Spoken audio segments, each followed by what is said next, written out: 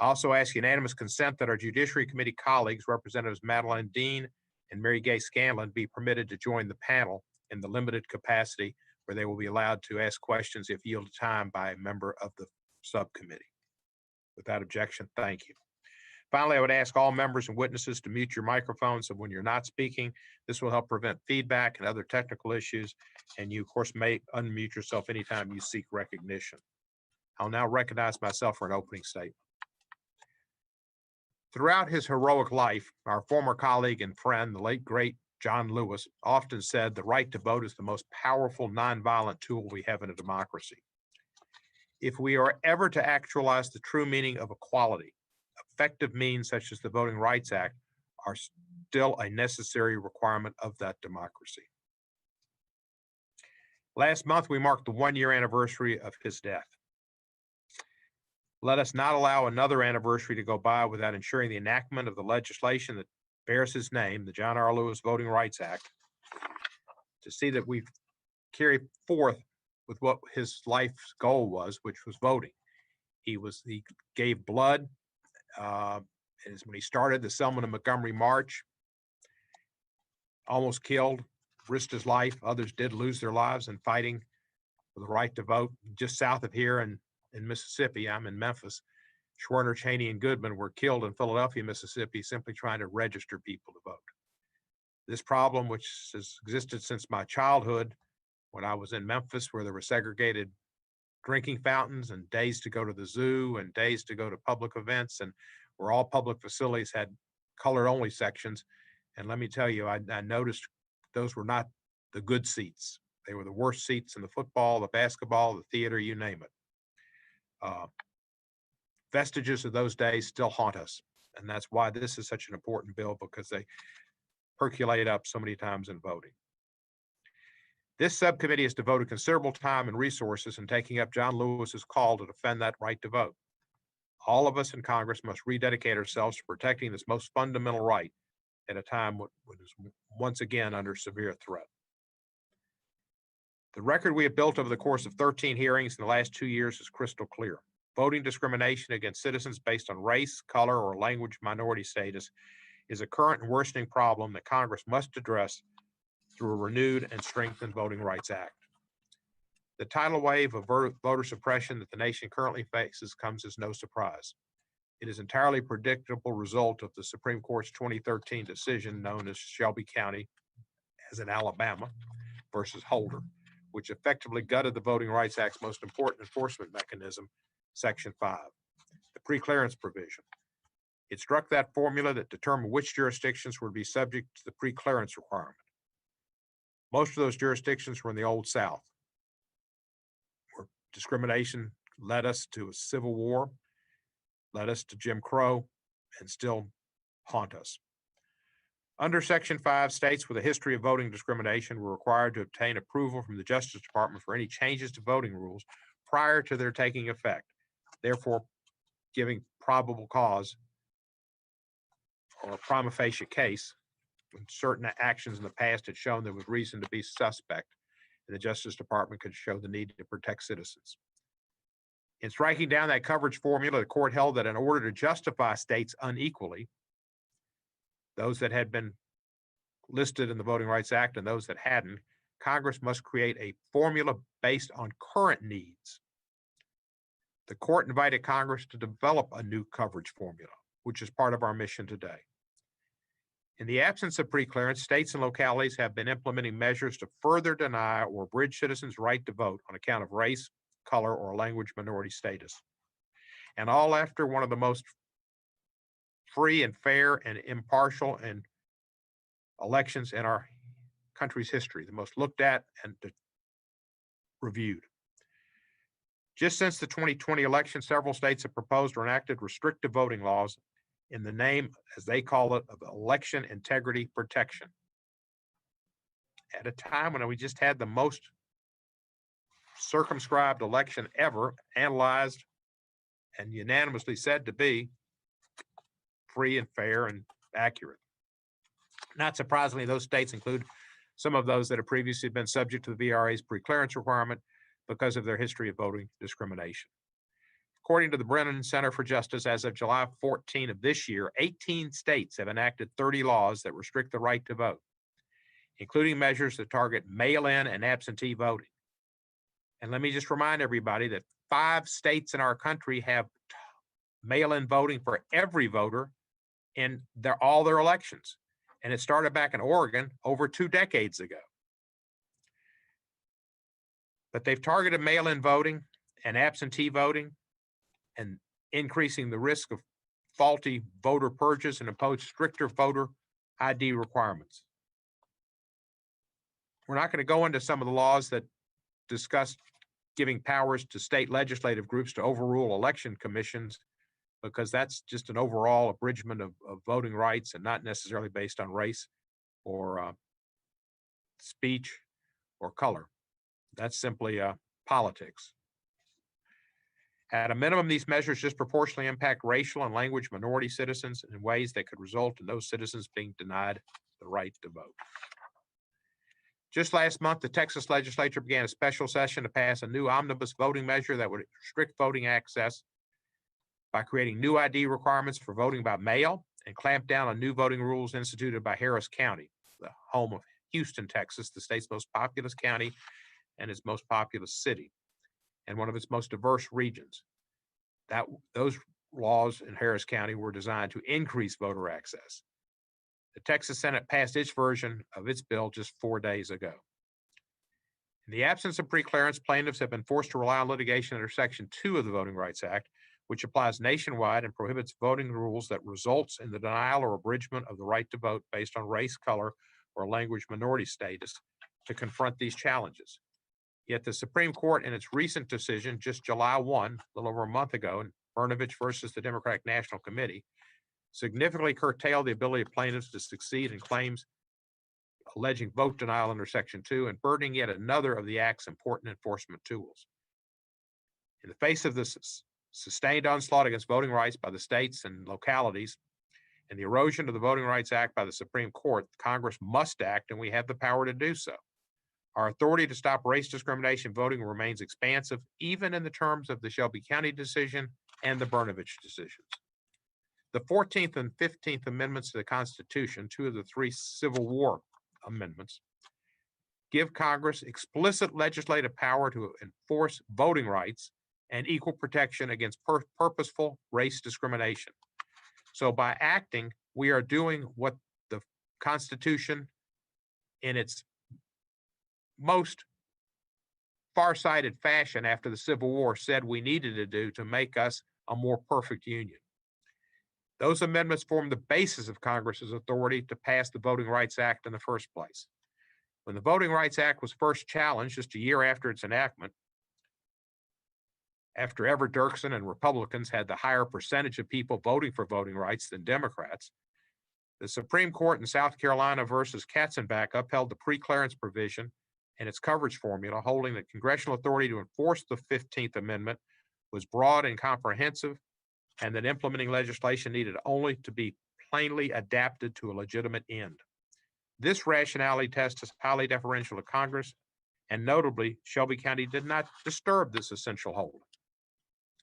I also note that the Elections Clause, which confers ultimate authority on Congress to regulate the time, place, or manner of congressional elections, further bolsters Congress's constitutional authority to protect voting rights in federal elections, our elections. Congress's broad power under this clause does not implicate the federalism concerns expressed by the court in Shelby County. It is important that any new voting rights legislation include a new geographic coverage formula that responds to the court's concerns in Shelby County. We're charged to do that. It should also include a legislative response to the Brnovich decision and other measures, such as a practice-based coverage formula, reforms to the available scope of enforcement actions under the Voting Rights Act, greater notice and transparency requirements, and expanded authority for bail-in preclearance and the use of federal election observers. I thank Attorney General for Civil Rights, Kristen Clark, and all of our witnesses on the second panel for being here today and eagerly await their testimony. Ms. Clark will be our first panel. But now I recognize the ranking member of the subcommittee, the gentleman from Louisiana, my friend, Mr. Johnson, for his opening statement. Mr. Johnson, you're recognized. Thank you, Mr. Chairman. Before I begin, I think all of us on the Judiciary Committee and every member of Congress must first address the outrageous foreign policy and national security disaster that's taken place over the weekend. The American people awoke this morning to yet another incomprehensible and utterly avoidable disaster created by the obviously incompetent Biden administration. The president is clearly in far over his head. After 20 years, trillions of dollars and thousands of American lives were spent standing up Afghanistan's army and government. The country's been ceded back to the Taliban in less than a week to a disastrously executed Biden drawdown. Afghans who've helped the United States over the years are being killed, along with their families. People are hanging on to the side of B-52s as they evacuate for fear of their lives under Taliban rule. There should be top to bottom accountability at the Pentagon and within the administration for this disaster. That this stunning failure has been met with silence from President Biden calls into serious question his ability to carry out his duties as commander-in-chief. While he vacations at Camp David, America's stature in the world has just taken another massive step backwards. It is shameful and it is dangerous. And I hope every one of us will acknowledge that publicly. The American people deserve and demand better. This morning, we engage, even as all that's going on, in what is now our 6th hearing this subcommittee has held on voting rights since April. So let's go through these motions once again. Today, we'll have more discussion on legislative reforms to the VRA. At the subcommittee's prior hearings, our witnesses have already discussed ad nauseum many of the proposed reforms. As recently as 2 weeks ago, we discussed the overly broad and constitutionally suspect practice-based coverage provision that will require every state and political subdivision to pre-clear certain election practices. In June, the subcommittee held a hearing on other proposed changes to the VRA, such as provisions that would create a new extraordinary legal standard for courts to grant injunctive relief and VRA-related actions and impose burdensome reporting requirements on states and localities. And today, our Democrat colleagues would like to continue the conversation about how the federal government and partisan bureaucrats here in DC should exert control over state election laws. In 1965, Congress passed the Voting Rights Act to overcome state resistance and barriers that prevented minorities from exercising their right, the right that's guaranteed to vote by the 15th Amendment. And as we've discussed at all the prior hearings, in 2013, the Supreme Court held in Shelby County v. Holder that continuing to require states to pre-clear election law changes based upon conduct from decades ago was an unconstitutional invasion of state sovereignty. Specifically, the court noted that, quote, the conditions that originally justified these measures no longer characterize voting in the covered jurisdictions, unquote. And we should applaud the court's decision in Shelby County because it acknowledges and recognizes we have come a long, long way from one of the most shameful chapters in this country's history. However, instead of recognizing that progress this country's made, our Democrat colleagues seek to propagate legislation that would amount to an unconstitutional federal power grab over local election laws. For example, H.R. 4, as passed last Congress, would create a new Section 4B coverage formula. That new formula would allow a court to retain jurisdiction over a state or a political subdivision for 10 years if a certain amount of voting rights violations have occurred anytime in the previous 25 years. Under that new coverage formula, a state or political subdivision can rack up voting rights violations without a finding of intentional discrimination at all. Instead, settlement agreements and consent decrees, in addition to court orders and objections by the Attorney General, will suffice to trigger federal coverage. This new triggering mechanism is troubling, considering the politicization and partisan polarization of the Department of Justice Civil Rights Division. As one of our witnesses today, Hans von Spakovsky, has noted, the department has, quote, a history of filing unwarranted objections under Section 5 based on its bias in favor of liberal advocacy groups. H.R. 4's new coverage formula will incentivize advocacy groups to file a plethora of objections, creating meritless litigation to trigger coverage. One of our prior Republican witnesses noted the formula, quote, creates something akin to the heckler's veto for the loudest private interest groups, unquote. But liberal advocacy groups and Democrats want federal bureaucrats to have control over election administration. Now it appears states will not even be able to readopt voting procedures that were in place before the pandemic without input from the Justice Department. On July 28th, the DOJ issued new guidance regarding state efforts to remove temporary emergency voting procedures implemented last year during the unprecedented pandemic. The Biden administration's new guidance bizarrely suggests that states may not return to voting laws and procedures that existed before the pandemic, saying those laws and procedures may not, quote, be presumptively lawful, unquote. In 2020, state and local governments were tasked with safely administering elections during a once-in-a-lifetime pandemic. It was a once-in-a-lifetime event. Many states adopted temporary voting procedures to reduce public health risks, despite prominent health officials saying that in-person voting was safe. With this new guidance, the department takes the position that these temporary emergency measures, some of which were passed without their state's legislators' approval in a blatantly unconstitutional violation of Article 2, are the new baseline from which to judge compliance with the VRA.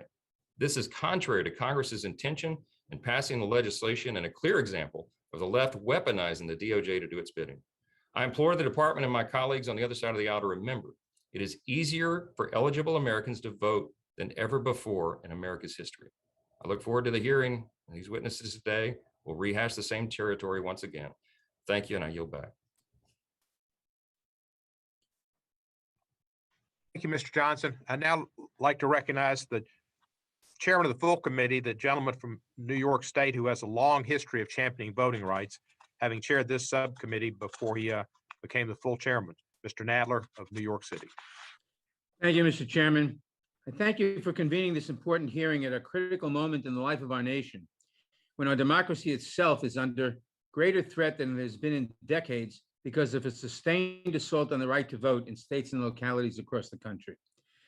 The Voting Rights Act of 1965 is rightly regarded by many as among the most sacred texts of our nation's civic religion. It was in many ways among Congress's crowning achievements, but the act was really the result of the sacrifices made by many Americans, including our late beloved colleague John Lewis, who shed their blood or even died to guarantee all citizens the right to vote. The institutions of government, including this one in which we have the honor of serving, are more truly representative of our country because of the vigorous enforcement of the Voting Rights Act. Over the course of this year and during the last Congress, this subcommittee has held a series of hearings documenting in exhaustive detail the myriad ways that the right to vote, the most fundamental right in a democracy, remains under threat for too many Americans.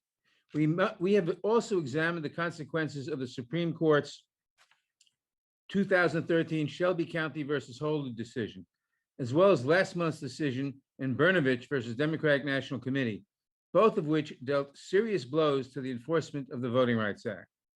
I appreciate this opportunity to continue our consideration of how we can restore the VRA to its full vitality and protect this most precious right. Prior to Shelby County, the Voting Rights Act had been an unqualified success. It helped to reduce discriminatory barriers to voting, and it expanded electoral opportunities for people of color to federal, state, and local offices, thereby opening the political process to every American. Despite decades of evidence of the act's success, however, the Supreme Court in Shelby County substituted its own judgment for that of Congress in rejecting Congress's conclusion that a substantial record of continued discrimination in voting supported the act's reauthorization. This decision effectively gutted the Voting Rights Act's most important enforcement mechanism, its Section 5 preclearance provision. Specifically, it struck down the formula for determining which states and localities should be subject to preclearance, effectively rendering the preclearance provision inoperative, as there is no longer a basis for subjecting jurisdictions to its requirements. Before the Voting Rights Act, states and localities implemented a host of voter suppression laws, secure in the knowledge that it could take many years before the Justice Department could successfully challenge them in court, if at all. As soon as one law was overturned, another would be enacted, setting up a discriminatory game of whack-a-mole. Section 5 broke this legal logjam by requiring states and localities with a history of discrimination against racial and ethnic minority voters to submit changes to their voting laws to the Justice Department for approval or to seek a declaratory judgment in court prior to taking effect. In the absence of preclearance, predictably, the game of whack-a-mole has turned with a vengeance. Within 24 hours of the Shelby County decision, both Texas Attorney General and North Carolina's General Assembly announced that they would reinstitute draconian voter ID laws. Both of these states' laws were later held in federal courts to be intentionally racially discriminatory. But during the years between their enactment and the court's final decision, many elections were conducted while the laws remained in place. Since the Shelby County decision, and indeed just since the 2020 election, we have seen a dramatic rise in the number of voter suppression measures being proposed or enacted. Unnecessarily strict voter ID laws, significant scale backs to early voting periods, sharp restrictions on absentee ballots, and laws that make it harder to restore the voting rights of formerly incarcerated individuals are just a small sample of recent voting changes that have a disproportionate impact on minority voters. According to a July 22nd, 2021 Brennan Center for Justice report, as of July 14th, 18 states have enacted 30 laws that restrict the right to vote since the beginning of the year. As of August 9th, the nonpartisan organization Voting Rights Lab is tracking 473 anti-voter bills in the states. Of the states that have already enacted new restrictive voting laws, one particularly egregious example that stands out is Georgia's SB 202. This law imposes numerous new burdens on voting, including onerous identification requirements for absentee voting, restrictions on early voting, and most notoriously, it even imposes criminal penalties for offering food or water to voters waiting in line to vote. An effort to pass a similarly sweeping and egregious bill is currently underway in Texas. While some Texas state legislators, through their ingenuity and courage, have managed to temporarily halt that effort, the ultimate responsibility lies with us in Congress to fix the Voting Rights Act to ensure that such bills never become law. In the absence of preclearance, victims of voting discrimination have been forced to turn to litigation under Section 2, which applies nationwide, and which prohibits a voting process or requirement that results in the denial or abridgment of the right to vote. Yet the Supreme Court in the Brnovich decision has now seriously eroded Section 2 as well, at least as it applies to vote denial claims. In what can only be described as a usurpation of Congress's constitutionally assigned legislative role, the court in Brnovich announced several new guideposts, seemingly from whole cloth, that lower courts are to consider in evaluating vote denial claims under Section 2's results test. When evaluating these claims under these new factors, lower courts could narrow plaintiffs' ability to challenge discriminatory yet facially neutral voting practices, the very practices that Congress broadened the scope of Section 2 to confront. In her dissent to the Brnovich opinion, Justice Kagan properly raised the alarm. She wrote, "The Voting Rights Act of 1965 is an extraordinary law. Rarely has a statute required so much sacrifice to ensure its passage. Never has a statute done more to advance the nation's highest ideals, and few laws are more vital in the current moment. Yet in the last decade, this court has treated no statute worse." I could not agree more. Congress must act where the court has failed voters across the country. Legislation to revitalize the Voting Rights Act must include a new dynamic coverage formula that is broad enough to accurately capture the extent of ongoing voter discrimination and the current need for preclearance, while being tailored enough to address the court's stated federalism concerns as expressed in Shelby County. Such legislation must also restore a broad understanding of Section 2 as applied to vote denial claims and consider other reforms to the Act, such as provisions to expand judicial authority to bail-in jurisdictions into preclearance, provide greater notice and transparency, enhance the ability to assign federal election observers, and facilitate plaintiffs' ability to obtain preclearance injunctions. I thank Chairman Cohen for holding this important hearing to help us examine these critical issues. I look forward to hearing from our esteemed witnesses, including Assistant Attorney General for Civil Rights, Kristen Clark, and I yield back the balance of my time. Thank you, Mr. Nadler. It's now my pleasure to recognize a fellow member of the distinguished and august class of 2006, the ranking member of the full committee, Mr. Jordan from Ohio. Thank you, Mr. Chairman. The United States of America is the greatest country in the history of the world. There's no question that our country has done more to advance the cause of liberty and democracy than any other nation ever. As our Constitution says in its preamble, we're always striving for a more perfect union. Yes, our country has not always been perfect, and we must acknowledge and learn from our failures. The Democrats would have you believe that we are facing some sort of crisis that requires radically changing how we run our nation's elections, but the facts just don't support their arguments, as I hope we will hear today. This is the subcommittee's sixth hearing on H.R. 4, a bill that the Democrats have yet to reintroduce in this Congress. And even though this bill hasn't been introduced, the majority leader announced that the House may vote on it as early as next week. So this is likely the last time the committee will have a chance to talk about the legislation, and we don't even know what's actually in the bill. In 1965, Congress passed the Voting Rights Act to overcome state resistance and barriers that prevented some minorities from exercising their right to vote guaranteed by the 15th Amendment. As originally passed by Congress, the VRA included extraordinary departure from the principles of federalism to combat the, quote, exceptional conditions during a dark time in our nation's history.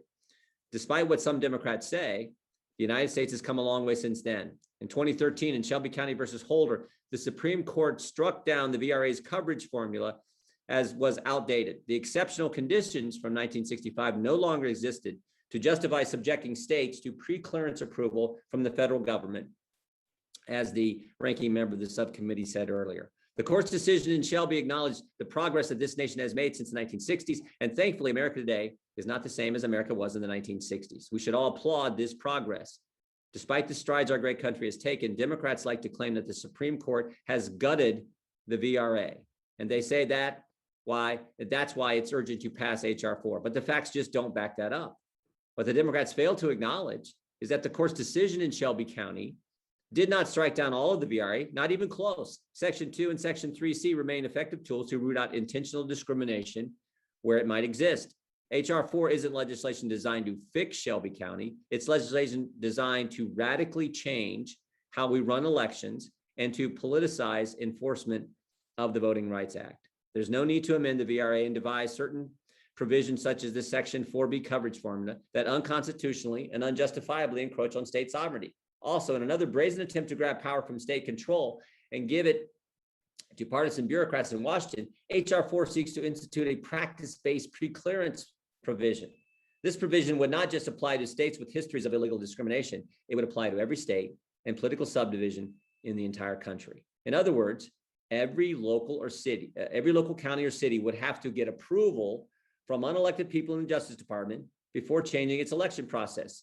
That's some scary stuff. This provision is also designed to target popular voting integrity measures like voter ID laws, which polling shows most Americans strongly support. Americans deserve free, fair, and accurate elections. Every legal vote should count, something these voter integrity measures would help to ensure. But to justify the unconstitutional federal overreach of the H.R. 4, Democrats argue that states have enacted allegedly suppressive voting laws. The Democrats ignore one glaring fact, however. It is easier today for eligible Americans to vote than ever before in our nation's history. And it's interesting that Democrats always target Republican-led states like Georgia and Texas for allegedly suppressing the vote when these states actually have more expansive election procedures than Democrat-run states. Georgia, for example, has 17 days for early voting. President Biden's home state of Delaware only has 10. Georgia has no excuse absentee voting. Delaware requires an excuse for absentee voting. But you don't hear Democrats complaining about Delaware. And you don't see the Biden administration bringing suit against Delaware in federal court. The Biden administration's Justice Department has unfortunately politicized enforcement of the Voting Rights Act. And to see how, look no further than the guidance issued by Attorney General Garland last month. In 2020, many states adopted temporary voting procedures to reduce public health risks during a once-in-a-lifetime pandemic. Recognizing the temporary nature of these voting procedures, in 2020, Attorney General William Barr directed the Civil Rights Division to adopt a VRA enforcement policy that would, quote, presume it lawful for a state to revert to election laws or procedures it had before the pandemic. On February 3rd, 2021, the Biden administration abruptly rescinded Attorney General Barr's guidance, and on July 28th, Attorney General Garland issued new guidance. The new guidance said that the state election laws and procedures that existed prior to the pandemic may not be presumptively lawful. So if a state had a lawful election procedure prior to the pandemic, then changed it to something else and now wants to change it back, the Biden DOJ said it can't do that. With this new guidance, this department takes the position that the temporary emergency measures implemented during the pandemic are the new baseline from which to judge compliance with the Voting Rights Act, contrary to Congress's intention in passing the legislation. Congressman Johnson and I sent a letter to Attorney General Garland last Thursday, strongly urging him to rescind this guidance, We hope we will get a full response from the Attorney General before the House votes on H.R. 4. Even more dangerous, H.R. 4 expands the role of the Justice Department in election administration. As Attorney General Garland's actions have shown, the Biden administration intends to politicize enforcement of the Voting Rights Act. We cannot trust them with these new authorities. Our Constitution, the backbone of our country, is clear that states have the primary authority to administer elections, even federal elections. H.R. 4, along with the Biden's DOJ's politicized enforcement of the Voting Rights Act, is a radical effort to federalize elections. It's not supported by the law. It's not supported by the facts. It's a power grab, pure and simple. Mr. Chairman, thank you. I yield back. Thank you, Mr. Jordan. We now welcome our witnesses on both of the panels and thank them for participating in today's hearing. I will introduce each of the witnesses, and after each introduction, we'll recognize that witness for his or her oral testimony. At the conclusion of the first panel, we'll have questions of General Clark, and after the conclusion of the second panel, we'll have questions of all of the panelists.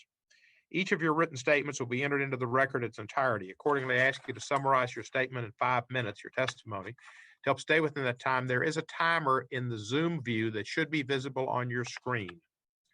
When you get to 4 minutes, you need to be starting to wrap up. When you get to 5 minutes, you should be finished.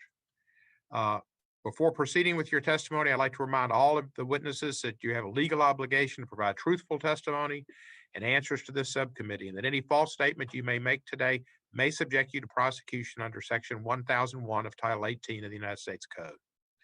The sole witness on our first panel today is the Honorable Kristen Clark. Ms. Clark is the Assistant Attorney General for the Civil Rights Division of the United States Department of Justice. In that role, she leads the department's efforts to enforce a broad array of federal civil rights laws, including the Voting Rights Act of 1965. Assistant Attorney General Clark is a longtime civil rights lawyer, having begun her career as a trial lawyer in the Civil Rights Division through the Department of Justice's Honors Program. In 2006, she joined the venerable NAACP Legal Defense and Education Fund, where she helped lead the organization's work in voting rights and election law. In 2015, she was named the president and executive director of the esteemed Lawyers Committee for Civil Rights under Civil Law. Assistant Attorney General Clark received her JD from Columbia Law School and her BA from Harvard. Assistant Attorney General Clark, you are recognized for 5 minutes. Chairman Cohen, Ranking Member Johnson, and members of the Subcommittee on the Constitution, Civil Rights, and Civil Liberties. My name is Kristen Clark, and I serve as Assistant Attorney General for the Civil Rights Division of the U.S. Department of Justice. And I want to thank you for the opportunity to testify today on the department's work to implement and enforce the Voting Rights Act of 1965 and the need to revitalize and restore the act. The Voting Rights Act is, as President Johnson said, one of the most monumental laws in the entire history of American freedom. It is a law that has helped to truly transform American democracy. However, the progress that we have made is fragile as we watch the current resurgence in attacks on voting rights. We have seen cuts to early voting periods, new and burdensome restrictions to register or vote, racially gerrymandered redistricting plans, polling sites eliminated or consolidated in communities of color, eligible voters purged from the rolls, restrictions on civic groups seeking to help voters participate in the process, and more. I am here today to sound an alarm. In 2013, the Supreme Court's decision in Shelby County versus Holder suspended the preclearance process, the Justice Department's single most powerful and effective tool for protecting the right to vote. The department's ability to protect the right to vote has been eroded as a result. For the Justice Department, restoration of the Voting Rights Act is a matter of great urgency. Before Shelby County, the preclearance process enabled the department to swiftly review and block the implementation of discriminatory and unconstitutional voting practices in covered jurisdictions. While Section 5 was in place, the Justice Department blocked over 3,000 voting changes, helping to protect the rights of millions of citizens. Evidence of discriminatory purpose, intentional discrimination, was found in over 60% of voting changes blocked by Section 5. In addition to blocking discrimination, the deterrent effect of the preclearance requirement was undeniable. The Shelby County ruling has given a green light to jurisdictions to now adopt voting restrictions. Today, these laws can only be challenged through long, protracted, resource-intensive, case-by-case litigation. The department knows well the burden that comes with the case-by-case approach by way of cases that we've brought recently in states like Texas and North Carolina. This gives to jurisdictions what the Supreme Court memorably called, quote, the advantage of time and inertia. Before, Shelby County jurisdictions had to meet their burden of proof by demonstrating that these rules were not adopted with a discriminatory purpose or would not worsen the position of minority voters. Today, discriminatory laws are allowed to take root immediately, impacting voters and corrupting the electoral process. We are on the cusp of another potentially transformational moment. Redistricting is about to commence. Virtually every jurisdiction that elects its members from districts, from state legislatures to county commissions, school boards, and town councils will be required to redraw district boundaries. New 2020 census numbers show the US has become an increasingly diverse nation, with population growth attributable to increases in the number of people of color. Absent congressional action, this redistricting cycle will be the first without the full protections of the Voting Rights Act. Without preclearance, the Justice Department will not have access to maps and other redistricting related information for many jurisdictions where there is reason for concern, even though this kind of information is necessary to assess where voting rights are being restricted and to help inform how the department directs its limited enforcement resources. In 1965, Congress enacted, and in 1975, 1982, and 2006, reauthorized a statute that provided the strong medicine needed to remedy voting discrimination and enforce our Constitution's commitment to ensuring that no citizen's right to vote would be abridged on account of race or color.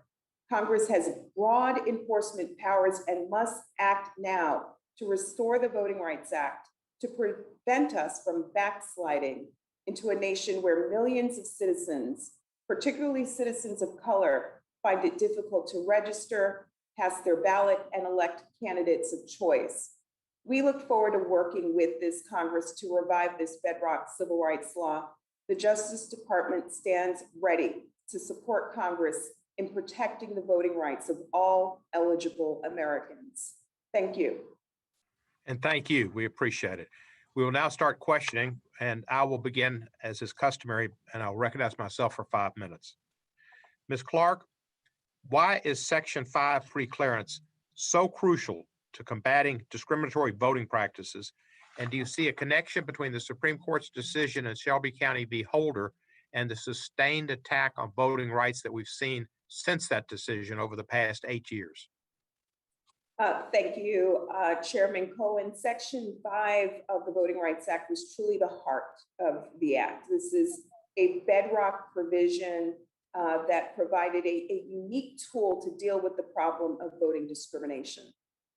In the course of our Section 5 preclearance process at the Justice Department, we were able to block over 3,000 discriminatory voting changes that would have otherwise have taken root. This prophylactic remedy is without parallel, and Section 2 of the Voting Rights Act is no substitute for the important protections that have been provided through the preclearance process. So we have lost something.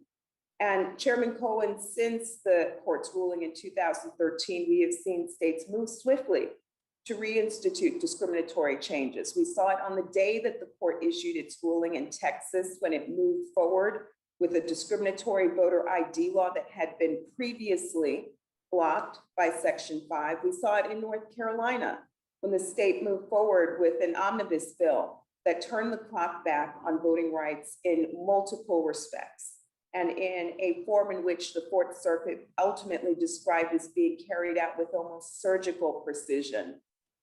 So we have lost something, and this matter before Congress is an urgent one. We need the Section 5 preclearance process back in full force and effect. Without it, the Justice Department has lost its most important tool for safeguarding voting rights in our country. Thank you, General Clark. The Section 5 stands out. I would rate it, if you had to go on a scale of 1 to 10 of importance, it's a 9. And Section 2 may be a 2. But Section 2 was also damaged in the Brnovich versus Democratic National Committee ruling that denied litigation. It was a vote on denial litigation alleging vote denial claims, and it remains to be seen how that will affect Section 2 in general. The consensus for many of our prior witnesses who we've had in prior hearings is that it will make it more difficult to bring such claims. Do you agree with this assessment that Section 2 has been damaged in its ability to bring claims in the future? Thank you, Chairman. The Justice Department is continuing to look closely at the Brnovich ruling. We observed that the last time that Congress amended Section 2 was in 1982. And it may be helpful for Congress to use this moment to clarify the factors that litigants should use to establish a Section 2 claim, the factors that courts should rely upon. Section 2 remains a very important tool that applies nationwide, as you observe, for confronting voting discrimination. And we urge Congress to think about ways in which to clarify how Section 2 should be applied by courts and by litigants. Let me ask you this at that point. The guideposts that were announced by the court of Brnovich, and they did announce some, had no textual basis and were contrary to the intent of the 82 amendments to Section 2 that you mentioned of the Voting Rights Act, which Congress passed to ensure that the act eliminated discriminatory voting practices in all their forms. What approach would you suggest Congress take to clarify the scope of Section 2 now that the Brnovich decision has been issued? Chairman, the Justice Department recognizes that that choice is ultimately one for Congress to make, but we would urge Congress to look closely at the ruling in Brnovich, to look at the ways in which factors identified the court may run contrary to the factors that Congress intended courts to consider when evaluating Section 2 claims. We have decades of case law interpreting Section 2. And so this may be one moment where Congress seizes the moment to make clear those factors that it wants courts to look at, and to clarify any confusion or gray area that may have resulted from the Brnovich ruling. Thank you, General Clark. Some have said this is a federal takeover of the state's authority to regulate elections. Would the changes, Alabama used to say you had to count the number of beans in a jar, or you had to repeat the Shakespeare or something like that before you could get a right to vote. Would those have been challenging those of federal takeover, quote unquote, of election laws, or would that simply been preserving voting rights? The latter, Chairman, and I will say from the Justice Department's long experience implementing Section 5, that the department has always worked cooperatively with jurisdictions. It reviewed changes swiftly. At the most, it took 60 days to review and come up with a determination. There have been states that have made plain their view that participating in the Section 5 preclearance process was one that they were able to carry out with ease. So we don't deem this a federal takeover. We deem this a way of complementing Congress's considered judgment that we need the Voting Rights Act to ferret out discrimination and unconstitutional practices that may otherwise infect the electoral process in our country. Thank you, Ms. Clark, and my time is over. And I now yield to the ranking member from Louisiana, Mr. Johnson.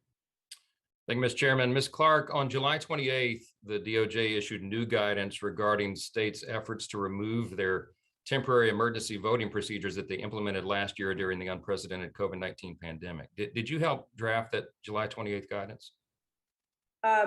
Yes, Ranking Member Johnson. I participated along with other career colleagues inside the department. So since the department no longer presumes that the state election administration procedures that were in place before the pandemic are lawful, will the DOJ review how states adopted those temporary emergency election procedures during COVID-19, and whether the manner in which those temporary emergency election procedures were adopted was lawful. Thank you, Ranking Member Johnson. As the Attorney General has made clear, protecting and safeguarding the right to vote is an important priority for the department. Right now, we are looking across the country at states that are making changes to their voting practices and rules. The point that the language that you've seized on simply states that if a state or jurisdiction decides to turn the clock back and revert back to an old practice, that we'll want to look at that with fresh eyes and understand what motivated the decision to revert back to a prior rule. Was the decision, one, infected with discriminatory purpose or intended to make it harder for particular groups to vote? So there's no presumption of validity when jurisdictions decide to turn the clock back. It just seems like a terribly subjective determination on the DOJ's part at a time when everything is super hyper politicized, and it opens a Pandora's box, I think, for a lot of problems. Let's talk about it objectively, though. In Article 2, Section 1, Clause 2 of the Constitution, obviously it says very clearly, state legislatures are entrusted with the integrity of our unique election system, and they are given the exclusive authority to direct the manner of appointing presidential electors for the Electoral College. So as the Supreme Court affirmed in McPherson v. Blacker, that power is, quote, placed absolutely and wholly with the legislatures, and it can never be taken away nor abdicated, unquote. So every state's legislature, of course, in accordance with that, has long established detailed rules and procedures to determine their electors. But in the months preceding the 2020 presidential election, those rules and procedures were changed in some states, not by the legislatures, but by a variety of other officials, governors, secretaries of state, election officials, judges, private parties. So does the department plan to review that, since it is on its face an obviously clear violation of the plain language of Article 2? Thank you, Ranking Member. We're committed to ensuring that every eligible American has voice in our democracy and is able to access the ballot box. And the Elections Clause of the Constitution also gives Congress the power to ensure access to federal elections. So that Elections Clause power, along with the enforcement powers that this body has by way of the 14th and 15th Amendment, truly give this subcommittee and members of the House the power to act now to ensure that no official, no jurisdiction undertakes action that could make it harder for people to vote, especially historically marginalized groups. Let me interrupt you just for a second time. Understand what you're talking about going forward, reviewing what happens now. I'm talking about what happened last year. Is the DOJ interested in that at all? The fact that it is a blatant, on its face violation of Article 2 of the Constitution? Or are you just going to go and look at what you choose to look at? I mean, that's a serious question. Well, we conduct very localized examinations of the voting rules in many states across the country. And there is no presumption of validity. We are going to conduct an intense appraisal of the facts on the ground to understand if a particular law or change violates federal laws that the Justice Department has jurisdiction to enforce. Okay, real quick, the data from recent elections and the DOJ enforcement activity following Shelby County suggests that there is no need to amend the VRA. Are you aware that the Census Bureau data concludes that African Americans in Georgia register to vote and vote in elections at a higher rate than African Americans in the Democrat-controlled states of Illinois, New York, and California? I thank you, Ranking Member. I think those registration rates are an important data point for this subcommittee to study. I think it's also important to look at conditions on the ground. That's what Justice Robert urged Congress to do. And when we look at the current conditions, we see that there are, in many places, voters of color, Black voters, Latino voters, and others who are subjected to long lines. Voters who have difficulty accessing polling sites because polling sites are being shut down in their particular communities. And so looking comprehensively at the facts, I think, is what can help Congress undertake what the court asks, and that is really, truly looking at current conditions. I'm out of time, but let's also note that Arizona has a higher voter turnout for minority groups than California. I yield back. Thank you, Mr. Johnson. Now to recognize the chairman for 5 minutes, Mr. Nadler. Thank you, Mr. Chairman. Attorney General Clark, when the Supreme Court struck down Section 4B of the Voting Rights Act in Shelby County, the court explicitly invited Congress to rewrite a new geographic-based coverage formula. What constitutional guidance should Congress draw from the Shelby County decision as it considers how to devise a geographic-based coverage formula to meet current needs? Thank you, Chair Nadler. I think that the work that this body has been doing since 2019, the various hearings that have been held in Congress, the field hearings, this hearing today are all rising to the task that the court has asked Congress to undertake, really studying carefully and thoroughly and comprehensively current conditions across the country.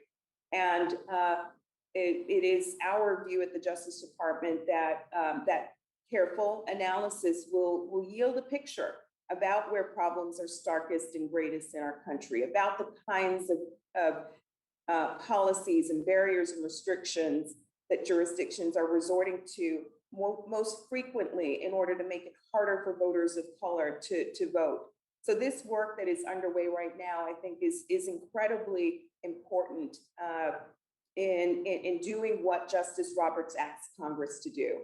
Thank you. Is the department's experience, is Section 2 litigation an adequate substitute for Section 5 preclearance?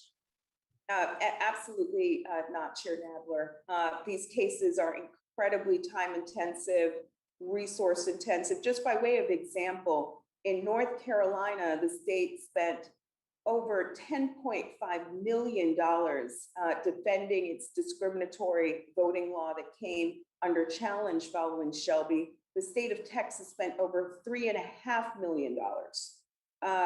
Section 2 is no substitute for the important, swift, preemptive review that was provided by way of the Section 5 preclearance process. We have heard testimony from witnesses that an overlooked consequence of the Shelby County decision is that it has impaired DOJ's ability to appoint federal observers, and that the department has come to rely on federal monitors who do not have the same authority to require local officials to grant access to the elections process. Do you agree with this assessment, and why or why not?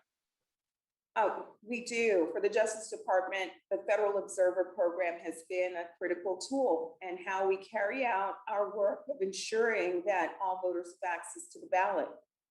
Federal observers were deployed by the Office of Personnel Management. These were independent, fair, neutral, eyes on the ground in places where there may have been reports about voter intimidation or other election day efforts to make it harder for people to access the ballot box.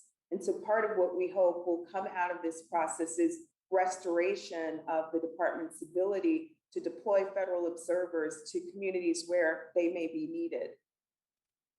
Thank you. And one last question. Does the Supreme Court's Shelby County decision tell us anything about what kind of evidence the court will accept that demonstrates current needs if and when it reviews a new coverage formula?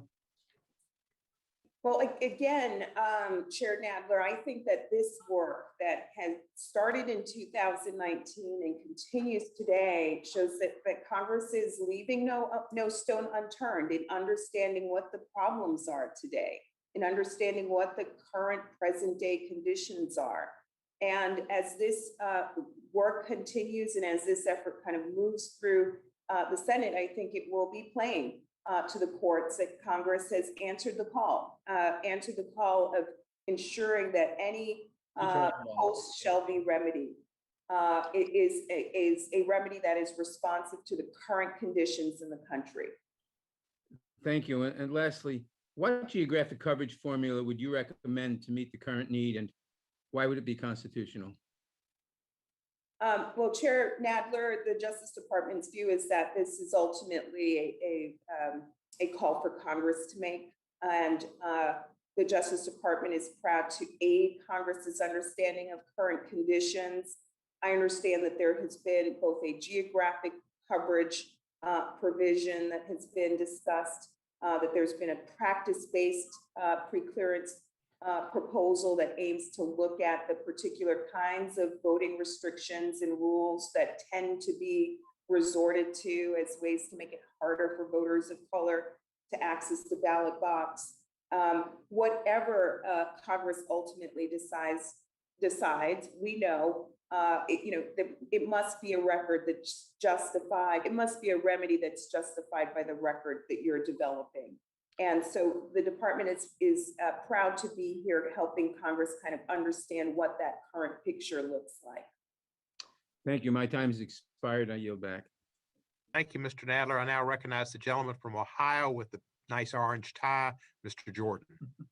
Thank you, Mr. Chairman. So, excuse me, Ms. Clark, let me get this straight. I'm going to go to where the ranking member was.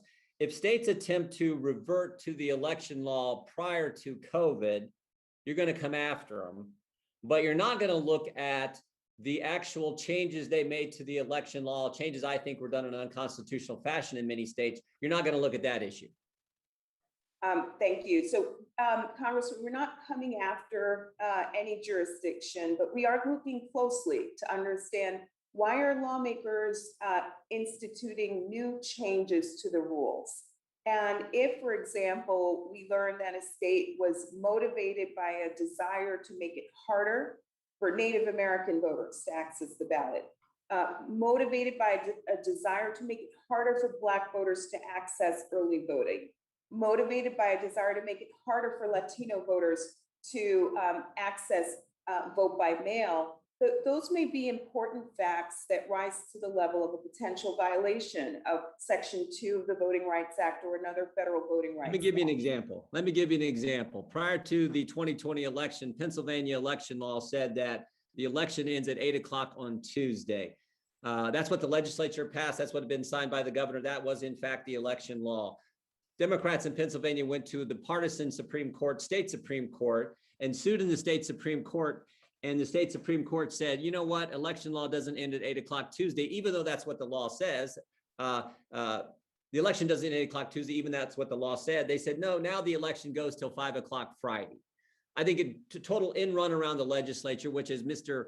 Johnson pointed out, we all know the time, place, and manner of election law is determined by state legislatures. So are you going to look at that fact? Are you going to examine, was that done in a constitutional manner consistent with the Constitution? Are you going to look at that, for example? Well, I'm not familiar with the situation in Pennsylvania, but we are looking across the country to understand why are our lawmakers changing the rules. And our sole goal is not partisan, but to make sure that those changes are not motivated by. Okay, so this is a specific question. Will you look at changes made to election law prior to the 2020 election? Will you look at that? Or are you only looking at states who are going to revert back to where they were prior to the 2020 election? We're looking across the country at existing laws, at new laws, at laws that have been put on the books recently that are now being taken away. And the sole goal is to ensure that all eligible Americans have access to the ballot and that they have access that is free from discrimination. I share that goal. I think everyone in this committee here, everyone at this hearing shares that goal. But we also have we also are concerned about making sure election law is done in a constitutionally proper manner, proper fashion. And it sure looks to me like in Pennsylvania, as an example, it wasn't. Because when the state legislature passes an election law that says the election ends at 8 o'clock Tuesday, but then the state Supreme Court says, forget what they said, we're going to now extend the election 3 days. That never went through the legislature, and they extended the election 3 days. Same thing happened, frankly, with mail-in ballots. Election law in Pennsylvania says that, that there's supposed to be signature verification for every ballot. But the Secretary of State, again, not going through the legislature, said, you know what, we're not going to have signature verification for the mail-in ballots in Pennsylvania. Almost 42 point some million of those ballots never had signature verification. I'm going to go, are you going to look at those changes too and say that's not consistent with the Constitution? So, Congressman, I want to assure you that some of these voting changes that you may be referencing may not trigger a violation of federal voting rights laws. And the Justice Department does not undertake its work in a partisan manner.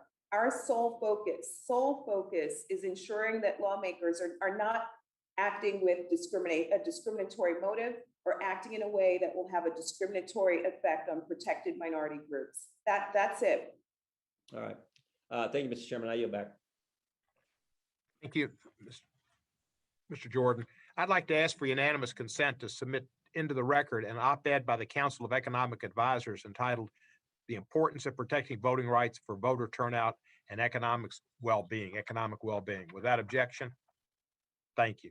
And I'd also like to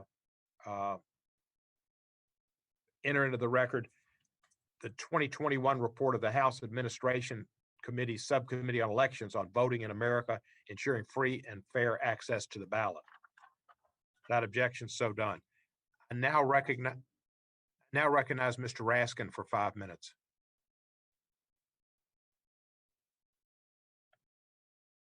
Mr. Raskin, you are muted, or you are mute. Thank you very much, Mr. Chairman.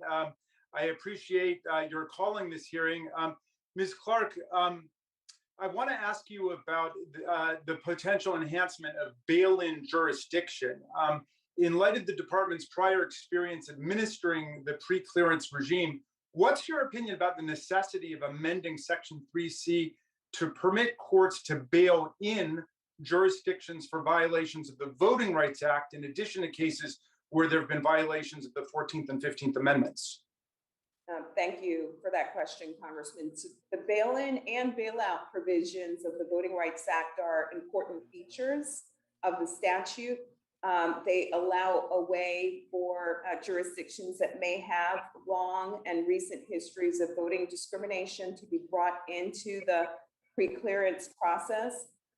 Likewise, bailout allows for jurisdictions that have a clean bill of health for 10 years to be removed or exempt from the pre-clearance process. And we know that there's scores of jurisdictions that avail themselves of the opportunity to bail out when we had the pre-clearance process in place. Overall, I think the bail-in and bailout features of pre-clearance make clear that Congress designed a very carefully tailored statute that allows for expansion, allows for restriction based on the records of those jurisdictions. I encourage Congress to look at those provisions and see if there are ways to perhaps make it even easier for jurisdictions to bail out, or alternatively, easier to bring jurisdictions in, particularly those that engage in present day discrimination when it comes to voting rights. Yes. I've heard now from several of my colleagues on the other side of the aisle about this claim that the state of Pennsylvania somehow violated the US Constitution in the 2020 election and that other states had done that before. My understanding was that 62 different federal and state courts rejected categorically this claim that there was some violation of Article 2 of the Constitution taking place. But as I understand their line of questioning is directed to you, they're basically saying, would you look at somebody's Voting Rights Act claim that, for example, the extension of hours violated the Voting Rights Act? Is there any reason you wouldn't look at that to determine whether there was an invidious intent or an invidious effect under the Voting Rights Act? Thank you. Again, protecting the right to vote is an important priority for the Justice Department. It's something that Attorney General Garland has made clear repeatedly. And as we look at the picture across the country, our review is a narrow one. It is focused solely on understanding whether jurisdictions are changing the rules, adopting new restrictions in ways that harm protected minority groups who deserve the right to be able to access the ballot free from discrimination. This is not a partisan exercise. It is a very limited review and limited jurisdictional role that the Justice Department has. Yeah, and no courts have ever found that there was either a constitutional or a statutory problem with the kinds of changes that they're talking about from the 2020 election, much less that there was a violation of the Voting Rights Act. But it's interesting that they began by proclaiming their fealty to federalism, but they're attacking voting practices in particular states, as in Pennsylvania. But I want to thank you for your service, and I want to thank you for very carefully threading the needle to help us come up with a statute that will stand the test of time and vindicate our overwhelming constitutional interest in making sure everybody gets the right to vote. I yield back to you, Mr. Chairman. Thank you, Mr. Raskin. Our next questioner will be Mr. McClintock of California. Is he not on? He's not on. We'll go to, is Mr. Roy available? Ms. Fishback? Mr. Owens? Ms. Ross of North Carolina, you're recognized.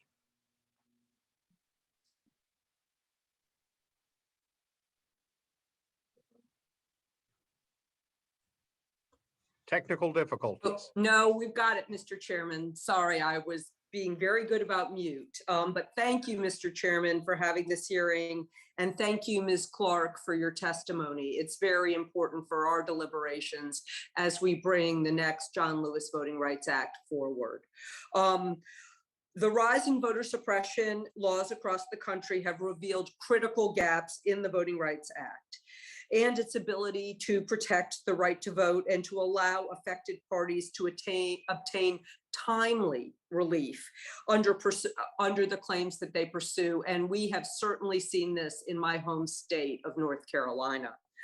I want to bring up the Thornburg versus Jingles case, which did come from North Carolina, where the Supreme Court outlined a non-exhaustive list of factors that a court should consider in vote dilution Section 2 cases. In any legislative response to the Brnovich decision, do you think it's important for Congress to explicitly clarify that Section 2B continues to apply to vote dilution claims and that courts must apply the Jingles decision to those claims? And if so, please tell me why. Thank you for that question, Congressman. So the Justice Department thinks that it would be valuable for Congress to look carefully at the Brnovich ruling and the factors set forth in the opinion to see whether there's a divergence between the factors that this body had intended courts and litigants to consider in Section 2 cases. And clarity, I think, can be very helpful for the Justice Department and for other litigants that pursue Section 2 cases going forward.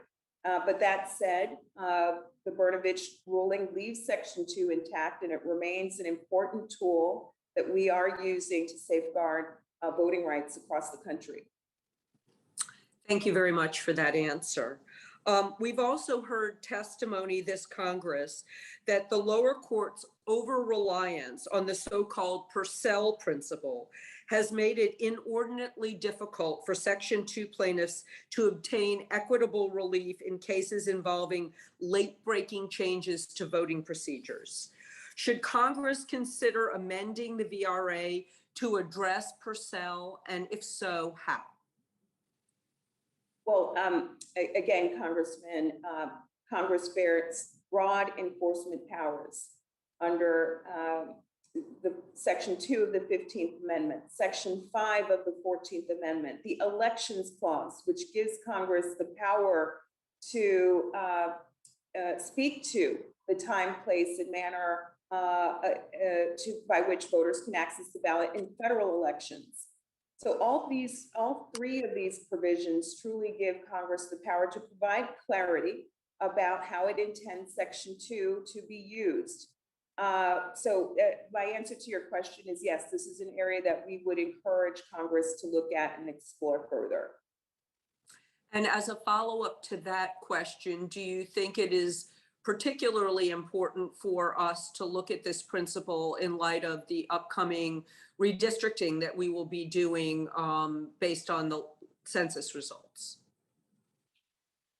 Yes, Congresswoman.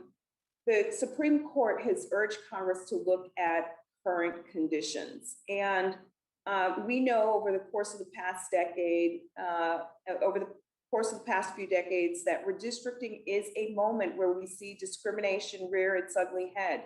We've seen racially gerrymandered plans. We have seen efforts to hack minority voters into districts in ways that harm their ability to access the ballot. We've seen cracking of minority voters across districts. And so there is a track record here. And I think that the upcoming redistricting cycle underscores the urgency of Congress resolving this issue now, of speaking to the Shelby Court ruling now and ensuring that we have the full protections of the act back in place before the upcoming decennial redistricting cycle gets fully underway.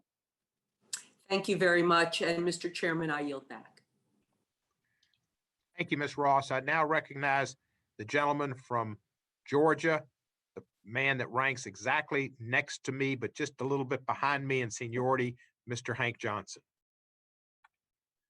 Thank you, Mr. Chairman. During previous hearings on the VRA this Congress, we've heard testimony documenting the fact that Section 2 litigation is a lengthy process, often taking 2 to 5 years to completion. By the time a Section 2 plaintiff has an enforceable judgment and the challenged voting practice is blocked or rescinded, multiple election cycles for federal, state, and local office will have occurred. And the result is that untold numbers of minority voters can be disenfranchised while multiple elections are held under laws that are later found to be discriminatory. The courts can't strike down the results of an election later found to have been conducted in violation of the Voting Rights Act. Ms. Clark, would you agree that lengthy but successful Section 2 litigation over the course of multiple election cycles without a final disposition results in grave harm to individual constitutional rights and to the public interest? And if you believe that to be the case, should Congress consider amending the standard for obtaining preliminary injunction relief so as to ensure that grave harm is prevented? And if so, what changes would you recommend? Thank you, Congressman. As I've noted earlier, Section 2 indeed is no substitute for the important prophylactic protections that have been provided by Section 5. In South Carolina versus Katzenbach, the Supreme Court talked about shifting the advantage of time and inertia away from jurisdictions, and we need Congress to act now. As you have observed, the cost and burdens tied to Section 2 really make it difficult for Section 2 to serve as a substitute for Section 5. Section 5 has been a checkpoint on democracy. You raised the question of whether we should think about amending the preliminary injunction standard for Section 2, but the Justice Department would urge Congress to really keep Section 5 under its microscope and keep the Shelby County ruling front and center as it conducts its review, and figure out how we can replace Section 5 or put back in a remedy that restores some of those important preemptive protections that have been provided by Section 5. Thank you. Currently, the Voting Rights Act only permits the Attorney General to institute an action for preventive relief, including injunctive relief, for a limited set of violations or potential violations. Does this hinder the department's ability to protect minority voters before a discriminatory practice goes into effect? And if so, how should Congress consider expanding the scope of Section 2 to provide the department with the necessary tools it needs to prevent a discriminatory practice before it disenfranchises voters? Notwithstanding, of course, Section 5, but Section 2. Thank you, Congressman. If I understood your question correctly, you were talking about some of the unique powers that the Justice Department holds under the Voting Rights Act and whether that disadvantages others. That may be a better. Well, no, my question is, with the limited relief, including injunctive relief, that the Attorney General has to prevent voting rights violations under Section 2 from being ongoing while elections are being conducted, do you believe that Congress should consider expanding the scope of Section 2 to provide the Department of Justice with the tools necessary to prevent that discriminatory practice or those practices from occurring while elections are being held? Yeah, thank you, Congressman. I think we'd want the opportunity to look at that question carefully. It is my understanding that the constitutionality of Section 2 is not in question. This is a nationwide provision that in its current form and shape has served as one important tool for safeguarding voting rights. The Brnovich ruling, I think, raises a question about whether Congress might clarify the factors that courts are supposed to consider in determining the validity of a Section 2 claim. But Section 5, I think, is the true focus of the work that's underway. And so that's the area that the department has been focused on. And we look forward to supporting this Congress in undertaking work to figure out a way to replace and restore the important protections that have been provided by that unique Section 5 preclearance process. Thank you. I yield back. Thank you, Mr. Johnson. Ms. Garcia from the great state of Texas and the county of Harris. Thank you, Mr. Chairman, for bringing us together for this very, very important hearing. Too bad it's just number 6. I wish it was a lucky 7 and we could still have one more before we mark up this bill. And thank you, Madam Assistant Attorney General. First, I really want to congratulate you on your historic nomination and position as the head of the Civil Rights Division. It makes me proud to know that you were the first woman, and of course, particularly as the first woman of color. So much success, and it's great to have you with us today. And thank you for all the work you've done in the past in this area. Time and time again, this committee has shown the American people why it is so essential to pass both H.R. 1, the For the People Act, and the John Lewis Voting Rights Advancement Act, especially during this critical moment when Republican-led state legislatures, including my very own state of Texas, sadly enough, who have launched all-out assaults to restrict voting rights around the country. That is why I'm proud to have joined many of my colleagues in sending a letter that was led by members of my class, and particularly our comadre, Representative Escobar, who sits on the Judiciary Committee. We sent a letter to the Biden administration and leadership, urging the need to immediately pass H.R. 1 and H.R. 4. With time running out, the American people need Congress to act and address the threats these efforts present to our democracy. We must act to protect the vote. We must act to expand the vote, and we must act to make sure that our children have the benefit of the right to vote. With that in mind, Madam Attorney General, I wanted to ask you questions particularly to the recent numbers that were released just last week. We show that the first time since 1790, the white population has decreased, and that the largest and most steady gains were among the Latino population. Our nation is moving closer and closer to becoming a true multiracial, multi-ethnic society without a clear racial majority. Do you think this is the kind of condition? Do you think this is the kind of reflection of the changing demographics in our states that require us to act and act swiftly on the Voting Rights Act?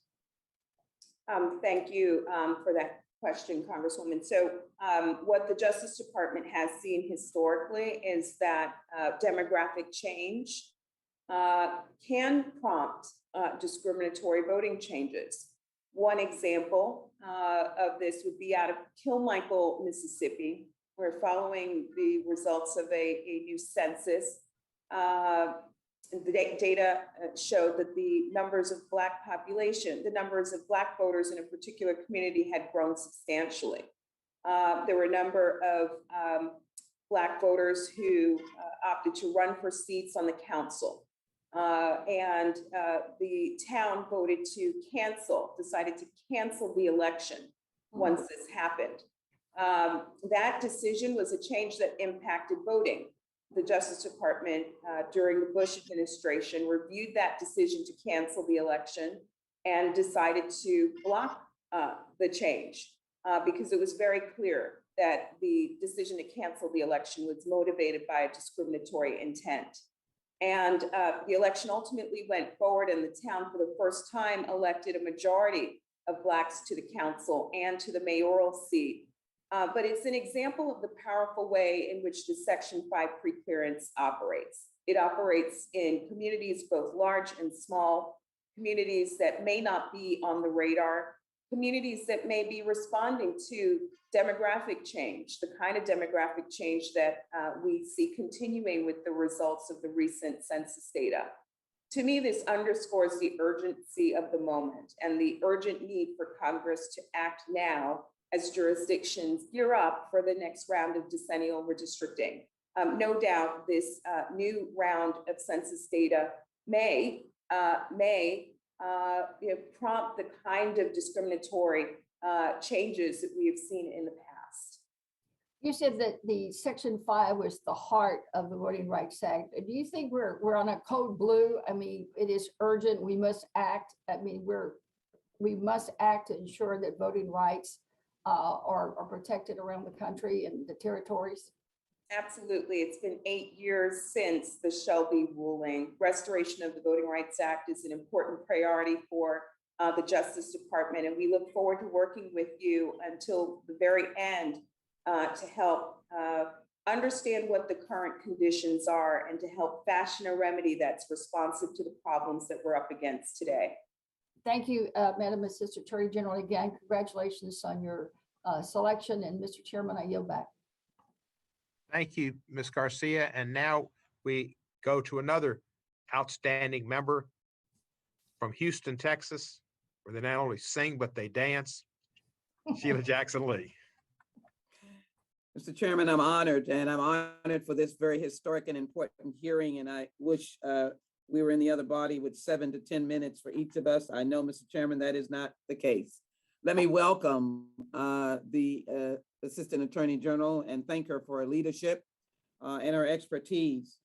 In the midst, Attorney General, of the fights around critical race theory, the new census that for the first time would not have the protection of the 1965 Voting Rights Act and the increasing diversity in this country, and people making this a race question, I believe that this is more crucial than ever before. And when I say that, opponents making the question of the voting rights about race. It is not about race. It is about voting rights. It is not about Black people only or Hispanic only. It is about voting rights. And I'm saddened by my dear colleagues who have made this a race question. I rebuke that. And the reason why I do, I'd ask unanimous consent to put into the record 1965, 1970, 1975, 1982, 1982 again in 2006 of the record that shows that every vote on the reauthorization and the authorization of Voting Rights Act was bipartisan in huge numbers, Republicans and Democrats, whites and Blacks, Hispanics, African Americans, and other diverse persons in the United States Congress. I ask unanimous consent. I ask unanimous consent. In the spirit of Sensenbrenner, it will be without objection done. And with unanimous consent, I wish to put into the record warrants served to Texas Democrats, my colleagues, brave colleagues who are fighting against voter suppression, and an analysis. It's harder to vote in Texas than any other state. We are 49th. It's harder than 49 other states, as evidenced by research in academic institutions. Ask unanimous consent for that as well, Mr. Chairman. Without objection, it shall be entered into the record. Madam Attorney General, I'll give you 2 questions that I know that you'll realize my time. The Shelby County case impaired the ability of the DOJ to appoint federal observers, having relegated us to using local observers. Would you indicate how important that question of federal observers, but how that impairs you and whether that assessment is correct so that federal observers should be reinstored, number 1. Number 2, under the Brnovich case, tragically undermined Section 2.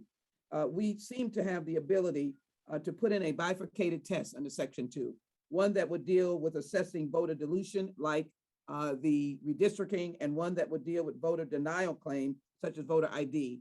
Would you then answer how important that perspective would be. My last point would be, and I'm down to 1.50 almost, is the importance of prospective federal hearings, field hearings that could ultimately be put into the record as we move forward, both in this body and the other body.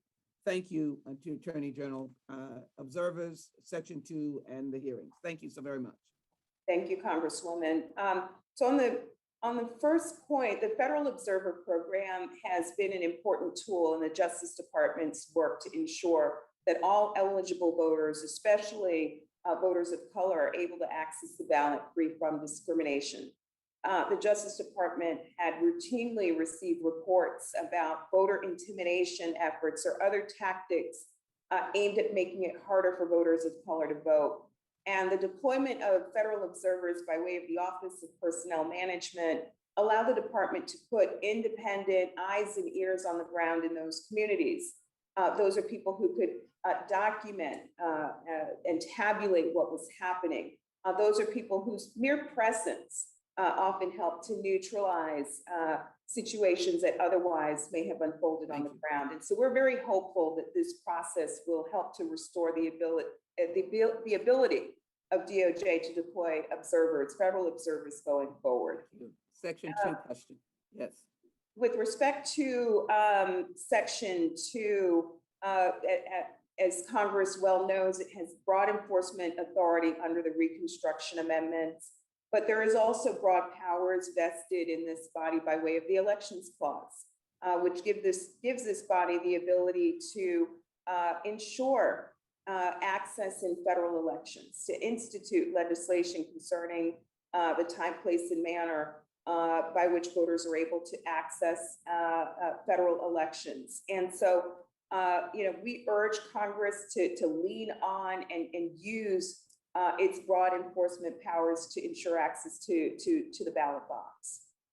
Field hearings. And field hearings, I think, Congresswoman, are another way to further complement the work that you're doing right now.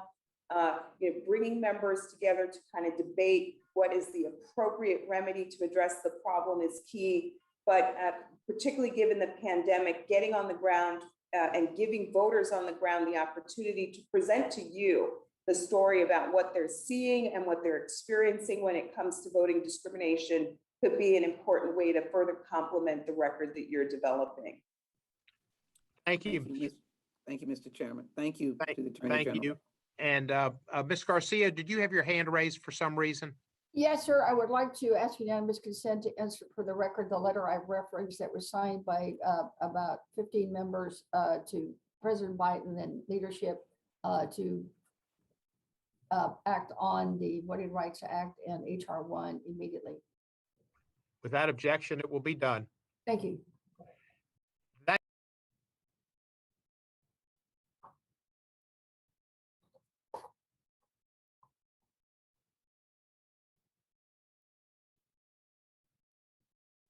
Mr. Chairman, we can't hear you. That was it. That was good. You win the prize. It was a test. I'm paying attention. I win the prize.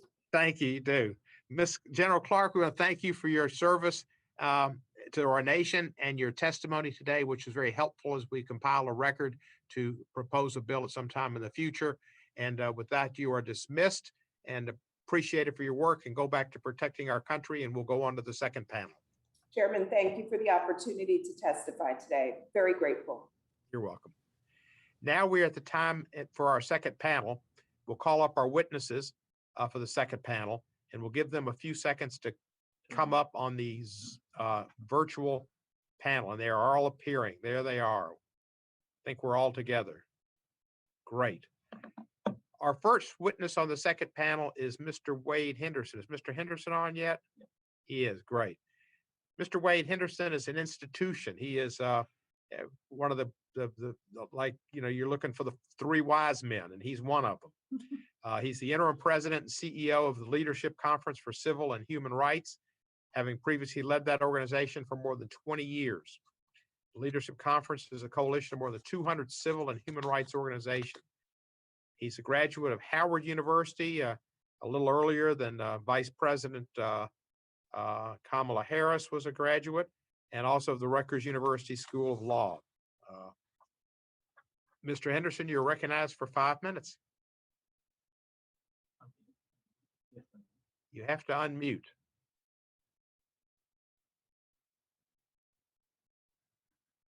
Mr. Henderson, you need to unmute.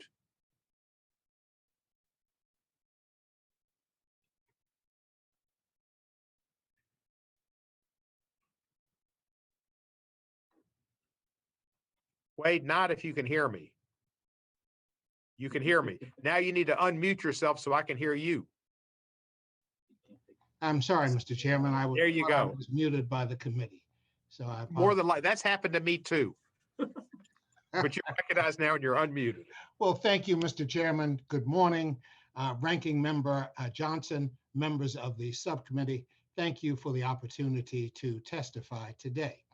We deeply appreciate your leadership in highlighting the ongoing crisis of racial and other discrimination in our voting system and the urgency in fulfilling the promise of our democracy. The House Judiciary Committee has taken seriously both its authority and obligation to restore the Voting Rights Act after the devastating decision in Shelby County versus Holder unleashed a torrent of voting discrimination that continues to this day. Today, I offer critical evidence in support of the John Lewis Voting Rights Advancement Act. The court in Shelby County held that the formula for imposing preclearance upon states and jurisdictions was, quote, decades old and outdated, unquote. The court instructed that Congress could update such a formula based on, quote, current conditions, unquote, in voting. Through several state reports commissioned by the Leadership Conference and prepared by our partner civil rights organizations and allies, we are introducing current conditions of racial discrimination in voting. We offer reports documenting recent voting discrimination in 10 states and plan to introduce additional reports while the record remains open. These reports powerfully demonstrate that Congress has an urgent imperative to restore the Voting Rights Act. They reveal that voting discrimination after Shelby County is pervasive, persistent, and adaptive. We include the voter restrictions passed this year after the historic voter turnout in 2020 elections, but also include other recent history of these states. This is the current discrimination on which Congress must update the preclearance formula and then make several additional amendments to the Voting Rights Act so voters of color everywhere can fully participate in the political process. Here is just a sample of what our reports contain. In North Carolina, before the Shelby County ink was dry, lawmakers introduced a monster anti-voting voter bill that the Fourth Circuit struck down for targeting African Americans, quote, with almost surgical precision, unquote. Not to be outdone, Texas began enforcing its own photo ID law previously blocked by the Justice Department and later found by federal courts to have been motivated by an unconstitutional discriminatory purpose. In South Carolina, lawmakers adopted a strict photo ID law, but then amended it to address its discriminatory impact after an objection was interposed by the Justice Department, leading a court to say, quote, one cannot doubt the vital function that Section 5 of the Voting Rights Act has played here, unquote. In Alabama, lawmakers packed Black voters into majority Black districts, thereby diluting their vote. The Supreme Court remanded the case on the ground that, quote, evidence that race motivated the drawing of the particular district lines, unquote. And a three-judge court found the legislature was improperly motivated by race. For Alaska, we submit a well-developed record of discrimination against the state's indigenous peoples, which include denying that the 15th Amendment's protections apply to Native voters, providing less information to Native voters because they are Native, and failing to offer language assistance despite court orders requiring it. In Louisiana, just this year, the Justice Department challenged the at-large method of electing aldermen in the city of West Monroe. Although Black residents comprise nearly 30% of the voting age population, no Black candidate has ever been elected. In Mississippi, where the first lawsuit under the original Voting Rights Act was filed, the Fifth Circuit found that Calhoun County's redistricting plan, quote, diluted minority voting strength, unquote, in violation of the Voting Rights Act. Just months ago in Virginia, a federal judge enjoined an at-large system for electing city council members, recognizing that its discriminatory effects reflect a broader culture of racial discrimination in the city and the state that continues to impact voters of color today. And just this year, Florida placed restrictions on the ability of organizations to assist with voter registration, a bedrock activity for many groups whose mission is to enhance participation among voters of color. And last but not least, in Georgia, a federal court found that Sumter County's reversion to at-large voting for school board elections was a, quote, severe infringement of Black voters' right to vote, unquote. And in the wake of the historic 2020 election, which produced the state's first Black U.S. senator, the legislature passed even more discriminatory restrictions, eliciting 8 different lawsuits, including one filed by the Department of Justice. Earlier this month, we celebrated the 56th anniversary of the Voting Rights Act. Contrary to Chief Justice Roberts' pronouncement in Shelby County, our country has not changed fundamentally. Voting discrimination today continues to constitute a stain on our democracy. We implore Congress to swiftly pass the John Lewis Voting Rights Advancement Act. The future of our democracy hangs in the balance. Thank you, Mr. Chairman. Thank you, Mr. Henderson. We had a brief technical problem, but we're back.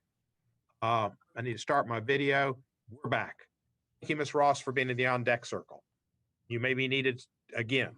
Our next witness is Mr. James Payton Mccrary. Mr. Mccrary is professorial lecturer in the law at the George Washington University Law School, previously serving as historian in the Civil Rights Division of the Department of Justice. He received his PhD from Princeton and his undergraduate and master's degrees from Penn. Mr. Mccrary, you're recognized for 5 minutes. Chair Cohen, Vice Chair Ross, Ranking Member Johnson, and distinguished members, thank you for inviting me to testify before you today.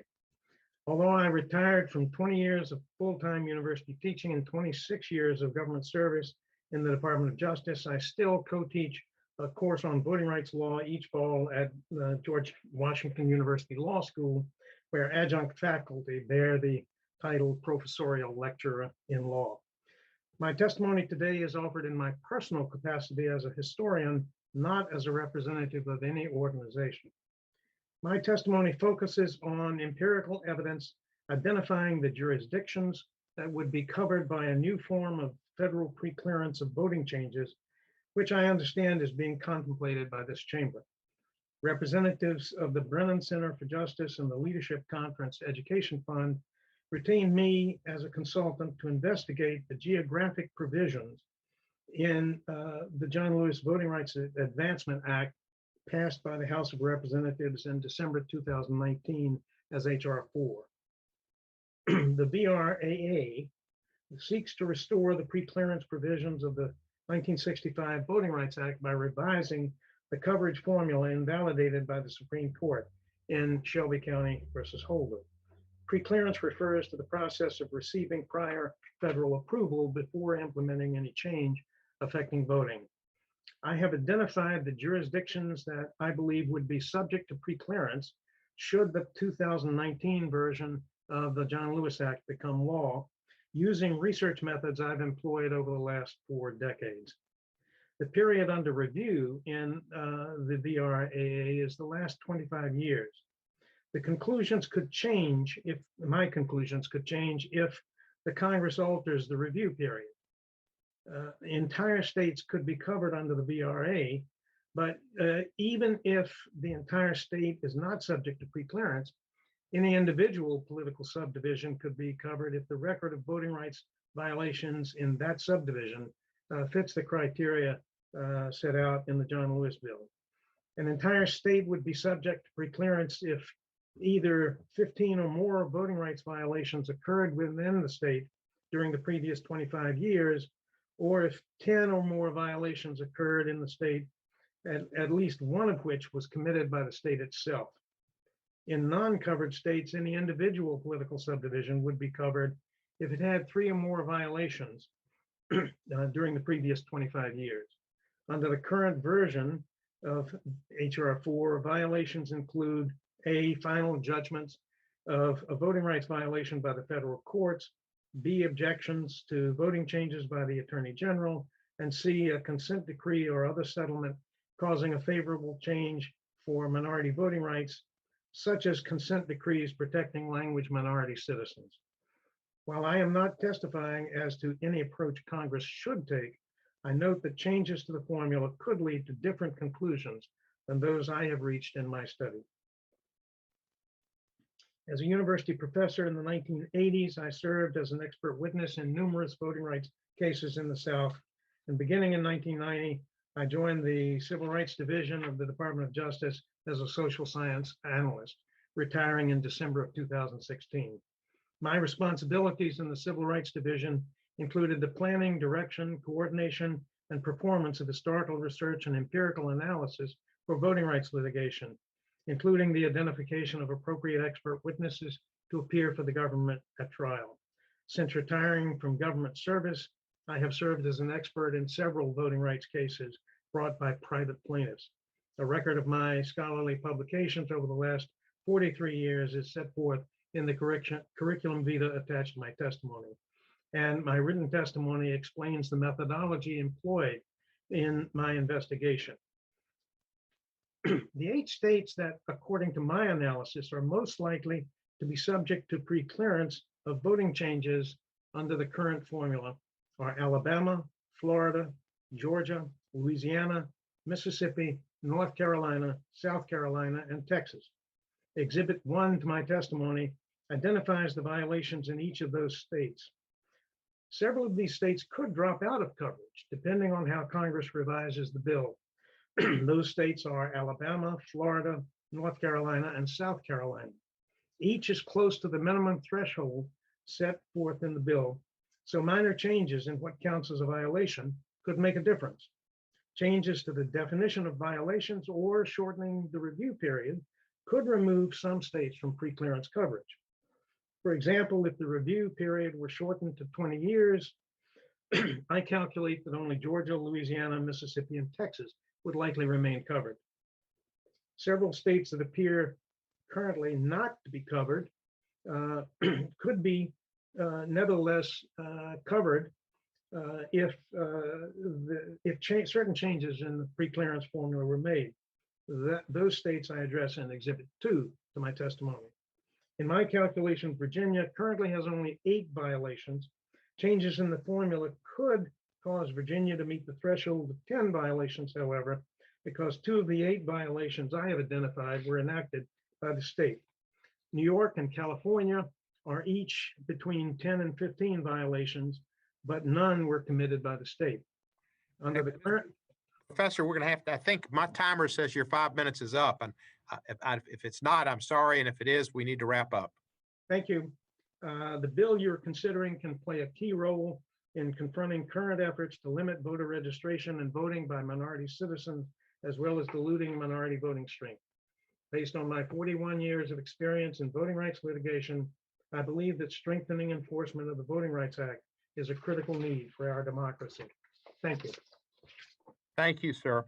Our next witness is Ms. Wendy Weiser. Ms. Weiser is Vice President, Democracy at the Brennan Center for Justice at NYU Law School.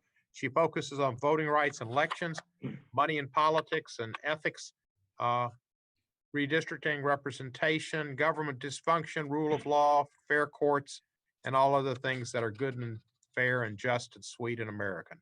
She received both her BA and her JD from Yale, Bula Bula. Ms. Weiser, you're now recognized for 5 minutes. Thank you, Chair Cohen, Ranking Member Johnson, and members of the subcommittee.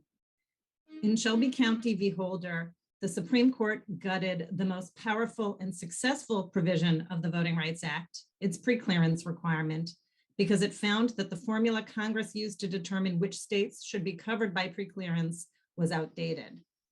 At the same time, the court invited Congress to craft an updated formula, one grounded in current conditions and needs and targeting jurisdictions where discrimination is sufficiently pervasive and persistent to justify preclearance. And that is precisely what this Congress has done and is now sharpening in the John Lewis Voting Rights Advancement Act. I will make 3 points. First, as many have already noted, our country is emphatically currently facing extensive and persistent race discrimination in voting, the extraordinary conditions that make preclearance both necessary and constitutionally justified. This committee has already collected reams of evidence on this subject, and through my written testimony, I add 4 new publications to the record. One key finding I'd like to highlight: turnout among non-white and white voters is now substantially lower than that among white voters, and it has been for at least 25 years. In the 2020 election, despite record overall turnout, roughly 71% of white voters cast ballots compared to only 58.5% of non-white voters. In the states likely to be covered under the VRAA, the racial turnout gap is even starker. And in virtually every one of those states, the white-black turnout gap has grown dramatically since Shelby County. In other words, contrary to what the Supreme Court observed in Shelby County, the turnout gap has not in fact closed for Black voters. That was anomalous. And for other minorities, it never had. Second, targeted geographic coverage remains a necessary and appropriate way to root out intractable discrimination in voting. Even though discrimination is now widespread, the evidence before this committee overwhelmingly shows that it is much more prevalent and tenacious in some places than in others.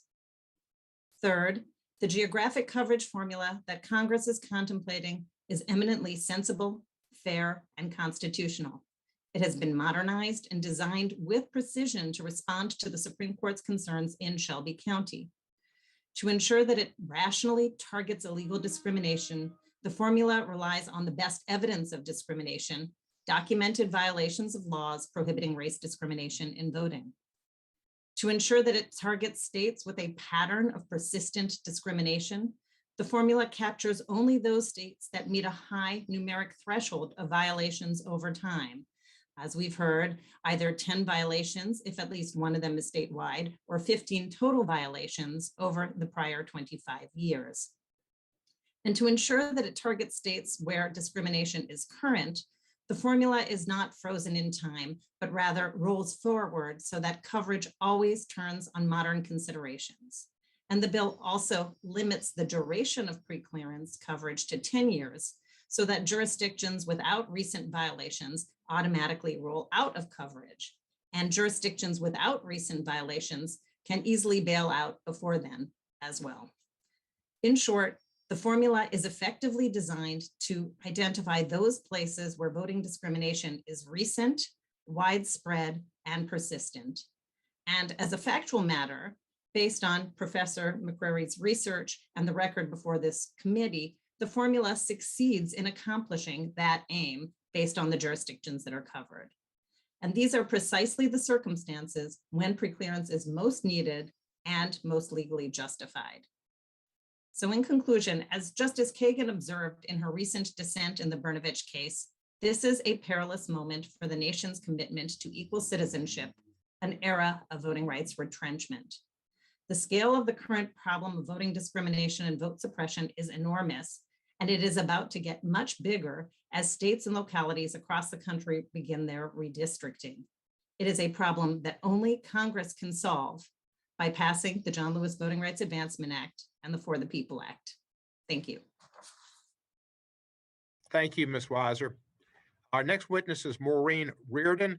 Ms. Reardon is a litigation counsel for Public Interest Legal Foundation. She joined that group in 2021 after serving 20 years as an attorney in the Civil Rights Division of the Department of Justice. During the Trump administration, she became senior counsel of the Assistant Attorney General for Civil Rights. She received her JD from St. Mary's, her BS from Seton Hall. Ms. Reardon, you are recognized and welcome back. Thank you. Good afternoon or morning, Mr. Chairman, ranking members, and members of the subcommittee.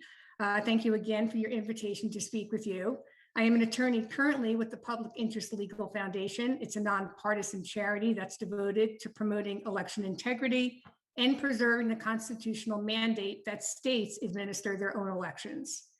As you said, for over 20 years, I served in the Civil Rights Division, 18 of those years as a voting section attorney, as well as senior counsel to the AG for civil rights. From 2000 until the Supreme Court's decision in Shelby County versus Holder, my primary responsibility was to review changes that were submitted for Section 5 preclearance. In my June 2021 testimony, I shared with you firsthand observations of the unethical conduct that occurred on a daily basis within the section. This conduct included instances of twisted racialism, blatant political violations of the Hatch Act, the leaking of protected work product to media sources, targeting of African-American colleagues not deemed to have acted Black enough, disdain for the equal protection of civil rights laws for all Americans, and the impermissible collaboration with many of the advocacy groups scheduled to testify today. But you don't have to take my word for it. You can read the DOJ Inspector General's report on this point and the letter from the Justice Department to Representative Sensenbrenner. The fact is that the voting section attorneys have been sanctioned millions of dollars for bad behavior in Section 5 enforcement.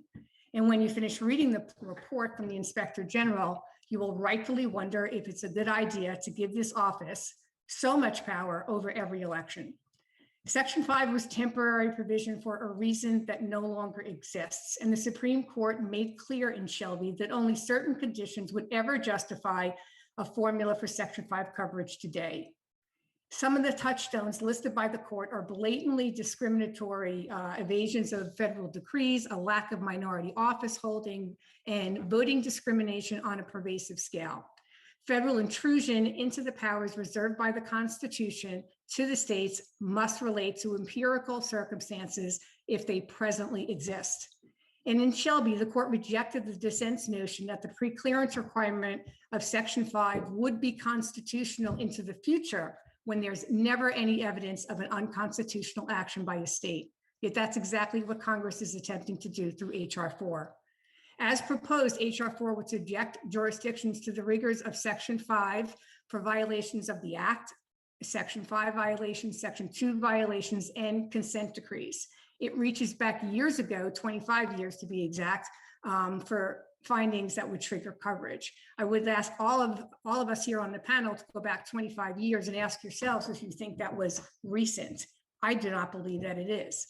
Section 2 findings that used the disparate impact theory that the Supreme Court now says were not justified in the Brnovich case would also trigger preclearance. The use of Section 5 previous objections to trigger coverage singles out again only those states that were previously subjected to Section 5 preclearance. Those that were never subjected to Section 5 have no Section 5 history. And as Mr. Mccrary testified, those states would be Alabama, Florida, Georgia, Louisiana, Mississippi, North and South Carolina, and Texas. This is exactly the targeting of certain states that the court in Shelby found to be unconstitutional. Now, Section 2 of the Voting Rights Act forbids intentional discrimination and processes that result in a discriminatory electoral outcome. And in its infancies was mostly confined to vote dilution. But since 2013, which of course was the year that the Shelby case was decided, plaintiffs began filing Section 2 vote denial claims against electoral procedures such as voter ID requirements, trying to persuade the court to reduce the standard of evidence required for a Section 2 violation. However, based upon this misuse of Section 2, there was a split in the circuit courts, and that gave the Supreme Court in the Brnovich case an opportunity to enunciate a true constitutional standard for courts to evaluate these claims. Although many of my colleagues might not like the result in Brnovich, it was their improper use of Section 2 as a replacement for Section 5 that necessitated the Brnovich decision. If you look at the disparate impact theory, it is almost identical to the retrogression theory enunciated in Section 5. There are permanent provisions of the Voting Rights Act today that provide the tools necessary for the department to root out intentional. Thank you, Ms. Reardon. Your time is up. If you want to close, you got 5 seconds. Sure. These tools target current discrimination and are consistent with allowable federal oversight that was enunciated in Shelby. Thank you. You're welcome. Our next witness is Tom Sines. Mr. Sines is President and General Counsel of the Mexican American Legal Defense and Education Fund, the acronym MALDEF, position he's held since August of 2009. He was also with MALDEF for 12 years, and for 8 years he taught civil rights litigation as an adjunct professor at the University of Southern California School of Law. He received his BA and his undergraduate degree, both from Yale, both with honors. We're honored to have you. You're recognized for 5 minutes. Thank you, Mr. Chair, ranking member, subcommittee members. I am President and General Counsel of MALDEF, which for 53 years now has worked to promote the civil rights of all Latinos living in the United States. An essential part of pursuing that mission has always been seeking to protect the voting rights of Latinos in this country. As a result, MALDEF has ample experience in enforcing the Voting Rights Act, Section 2, Section 5, and Section 203. We have done well over 100 cases under the Voting Rights Act. I have to say, as often as not, that has been against the critically important state of Texas or one of its subdivisions. Our experience tells us that it is imperative that Congress act to restore the use of preclearance as a vigorous tool in enforcing the voting rights of Latinos in this country. As you will readily understand, given last week's news from the Census Bureau indicating the incredible growth of the Latino community, and in particular, the Latino voting community across the country, where more than half of this country's total population growth in the last decade emanated from the Latino community, you can understand why we anticipate extreme challenges in enforcing the voting rights for Latinos throughout the country in years to come. The simple fact is, rapid and significant demographic change ongoing in this country means that too many jurisdictions will hit a tipping point, as you, Mr. Chair, have characterized it, when they will perceive the growth in the Latino vote as a threat to those currently in power. That necessitates a tool that is efficient and effective in preventing those who hit that tipping point from reacting by seeking to restrict the voting rights of ascendant minority voting groups, including in particular the Latino community. It is essential that we again use preclearance effectively to address this challenge. Now, there are some who have previously expressed the view or the preference that the Supreme Court should strike down the entirety of the preclearance regime. As you know, in Shelby County, it did not do that. It struck down a coverage formula and invited the reintroduction of preclearance through a new and invigorated coverage formula. Today, I urge the Congress to move forward in enacting a two-part coverage formula, one that includes geographic coverage for those jurisdictions, including many in and including the state itself of Texas, which the Latino community, as I mentioned previously, has often had to challenge in its attempts to restrict the right to vote of Latinos and other minority voters. That geographic coverage ensures that those who've been recalcitrant and often crafty in seeking to prevent minorities from exercising their right to vote would be subject to a very effective and efficient pre-clearance process to determine whether those new proposals can comply with the Voting Rights Act. I urge the Congress to include also the complementary practice-based coverage on which this subcommittee heard a few weeks ago. This would permit ensuring that new jurisdictions, without having had the opportunity to acquire a history of violating voting rights, but that adopt practices that history shows have frequently been used in the past in other jurisdictions precisely to stem the growth of minority voting power, would also be subject to preclearance. I have stated previously, MALDEF's extensive experience tells us conclusively that Section 2, while critically important, is not an adequate substitute by itself for the use of preclearance. Section 2 litigation is expensive, it is time consuming. It too often cannot put in place a remedy prior to the occurrence of one or more elections, despite challenged voting changes being in place for those elections. Pre-clearance is critically important as a device of alternative dispute resolution, or ADR. Like all good ADR, it ensures that our federal courts are not inundated with too many cases under the Voting Rights Act by putting in place an efficient alternative decision maker in the pre-clearance process. It's one of the great ironies that political forces that support ADR, mandatory ADR, and other circumstances have failed to embrace it here.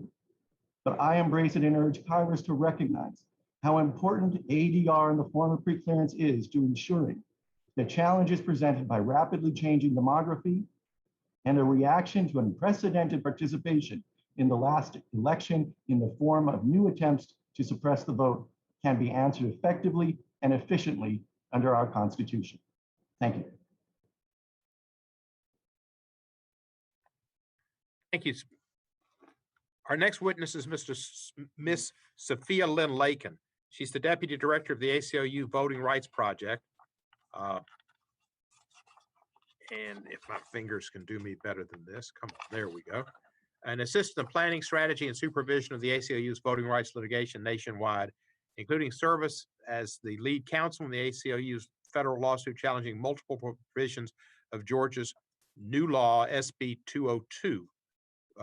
Ms. Lakin received her JD from Stanford. She received an MS and a BA from Stanford. She is a true Stanford Cardinal. Ms. Lakin, you're recognized. Chair Cohen, Ranking Member Johnson, and members of the subcommittee, thank you for the opportunity to testify today. My name is Sophia Lakin, and I am the Deputy Director of the ACLU's Voting Rights Project. The VRA is one of the most successful pieces of civil rights legislation in our history. But 8 years ago in Shelby County versus Holder, the Supreme Court gutted the VRA's most powerful provision, the Section 5 preclearance system. My colleagues have testified powerfully about the importance of restoring the system. After Shelby, the principal means to protect against discrimination in voting is Section 2 of the VRA, which authorizes challenges that can be brought only after a law has been passed or a policy implemented. But Section 2 itself has been under attack in recent years in at least 3 ways. First, the Supreme Court in Shelby based its ruling in part on the assumption that plaintiffs would be able to obtain preliminary relief before an election to guard against elections going forward under regimes that are later struck down as discriminatory. But the theoretical availability of such relief has proven to be inadequate. The current standard for obtaining a preliminary injunction, including a showing of a likelihood of success on the merits, is a particularly high bar to relief in voting cases, given their complexity and fact-intensive nature. These cases also take multiple years to litigate, which means many elections involving hundreds of elected officials can take place under regimes that are later found to be discriminatory, an irrevocable taint on our democracy that we have, unfortunately, seen play out many times. My prior written testimony describes 15 cases in which voting rights plaintiffs who ultimately succeeded were unable to obtain preliminary relief while their cases were pending, with numerous elections taking place, millions of voters casting ballots, and hundreds of elected officials taking office under regimes courts ultimately find are discriminatory or are abandoned. Second, this problem has only worsened due to the metastasization of the so-called Purcell Principle. This is the idea that courts should be cautious changing election rules if an election is imminent. But what began as a common sense warning to consider potential voter confusion and administrative burdens now operates as almost a per se bar against intervening as an election draws near. The use of Purcell to block relief has exploded in recent years, from 6 times in 2012 to 11 in 2016 to 58 in 2020. And the doctrine is continuing to expand well beyond the common sense warning in the Supreme Court decision that is the Purcell Doctrine's namesake. Purcell is invoked today, even when there is no risk of voter confusion, little to no administrative burden, and where plaintiffs have acted as quickly as they can, or there are unforeseen emergencies, like an unprecedented pandemic. And it has taken over the analysis of whether to order relief, even when there's been a strong finding that the election rule being challenged likely violates the Constitution or the VRA.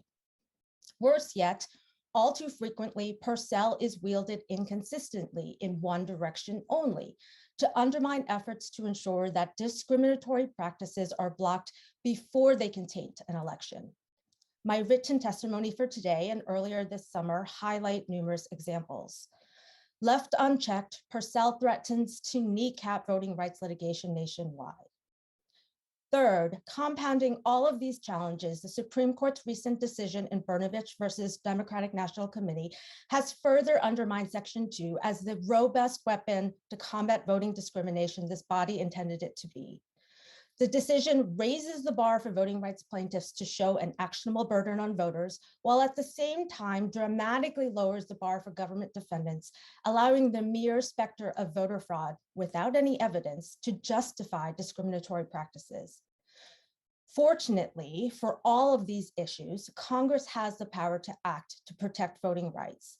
Congress has the clear authority to set standards for the issuance of preliminary relief and injunctions in voting rights cases, and the clear ability to correct the misinterpretation of the VRA contained within Brnovich.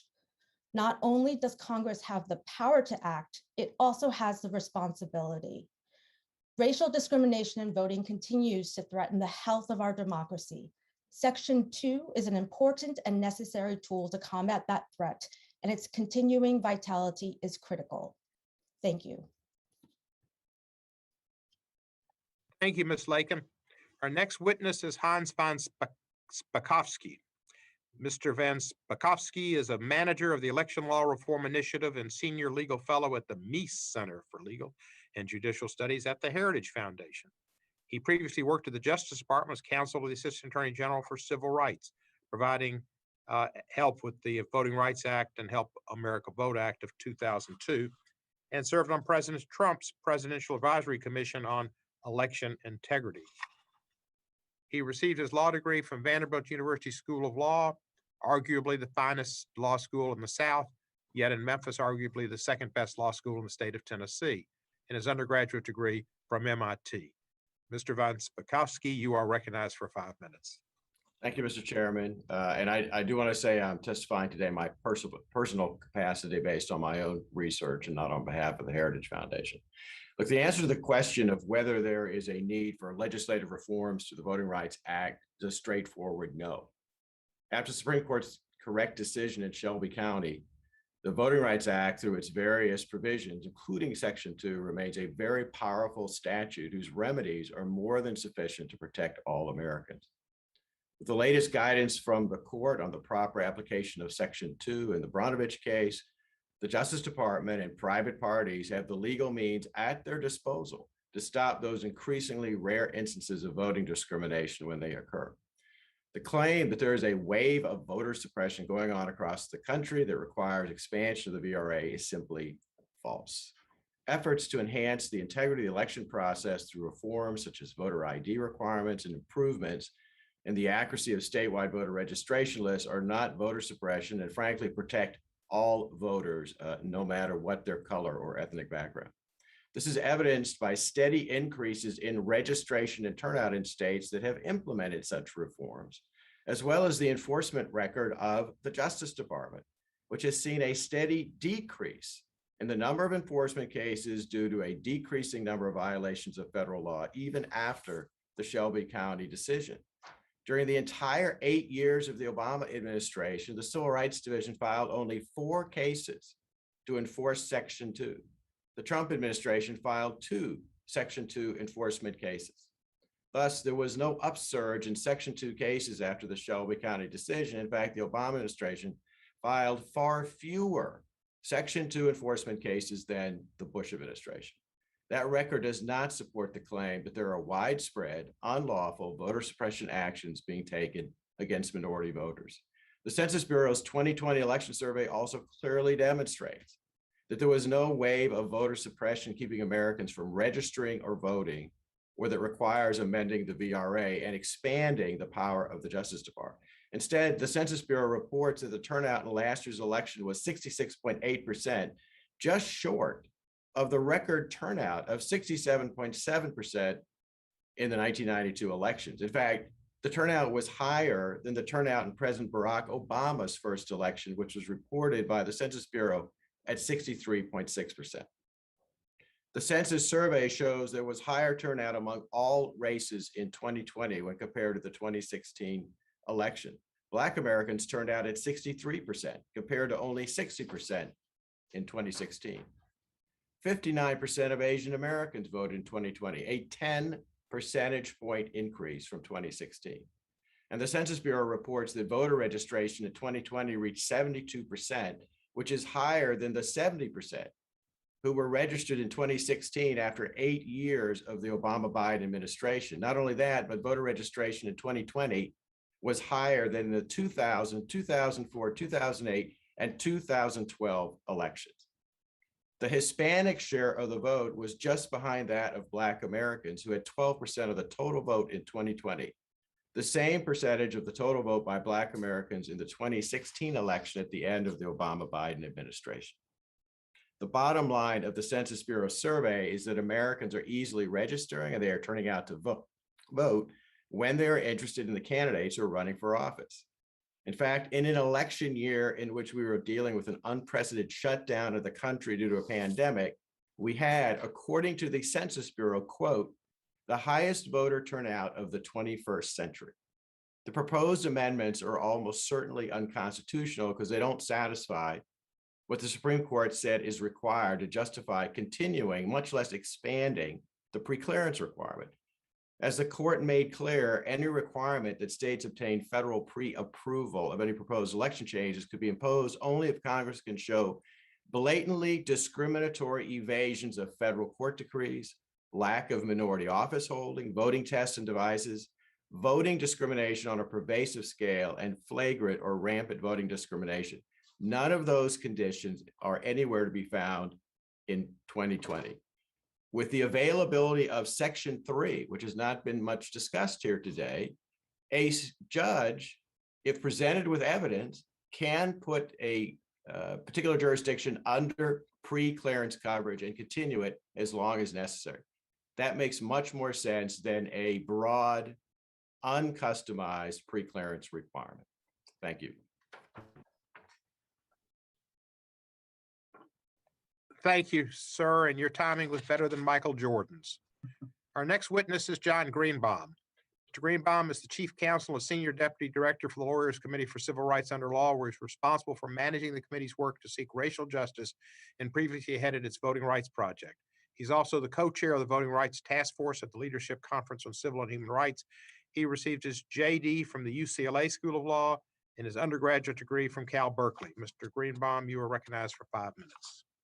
Chairman Cohen, Ranking Member Johnson, and members of the subcommittee, thank you for the opportunity to testify today on ways in which Congress can remedy the damage to voting rights caused by the Supreme Court's decisions in Shelby County versus Holder and Brnovich versus Democratic National Committee. For my oral statement, I'm going to focus on 2 suggested sets of modifications to H.R. 4, the John Lewis Voting Rights Advancement Act, which the House passed in 2019. The first set is to address the Shelby County decision beyond what's in H.R. 4. I recommend that the United States or an aggrieved party be granted the right to bring an action anywhere nationally if a voting change is retrogressive. In other words, voting changes that worsen the voting opportunities of persons of color. This would be in addition to the geographic and known practices preclearance provisions in H.R. 4. The retrogression cause of action provides an additional reasonable and necessary weapon in the fight against suppressive and discriminatory voting practices. It responds to current needs, which are not limited to those states and political subdivisions that may be subject to geographic coverage or known practices coverage. To accompany the retrogression cause of action, I recommend expanding the existing transparency requirement in H.R. 4 to require states or political subdivisions to provide notice of any voting changes. In addition, I would recommend a relatively modest waiting period of 30 days after jurisdictions give notice before changes may be implemented The 30 days would run after administrative preclearance where applicable. This would allow plaintiffs to seek preliminary relief to stop retrogressive voting changes before they are implemented. I believe that these modifications, individually and collectively, are constitutional under the current framework set forth in Shelby County, that current needs for a law must outweigh the law's burdens. Regarding the current needs to voters, these modifications would serve. We have seen a proliferation of retrogressive voting changes that are often difficult and time-consuming to challenge otherwise. By the way, the Lawyers Committee itself, one organization, was involved in 50 lawsuits in 2020. Conversely, the constitutional burden on jurisdictions is modest. Retrogression is a concept that the Supreme Court has found to be constitutionally acceptable, and permitting plaintiffs to prove a case of discriminatory effect is standard under civil rights laws. The notice and waiting provisions create little additional constitutional burden.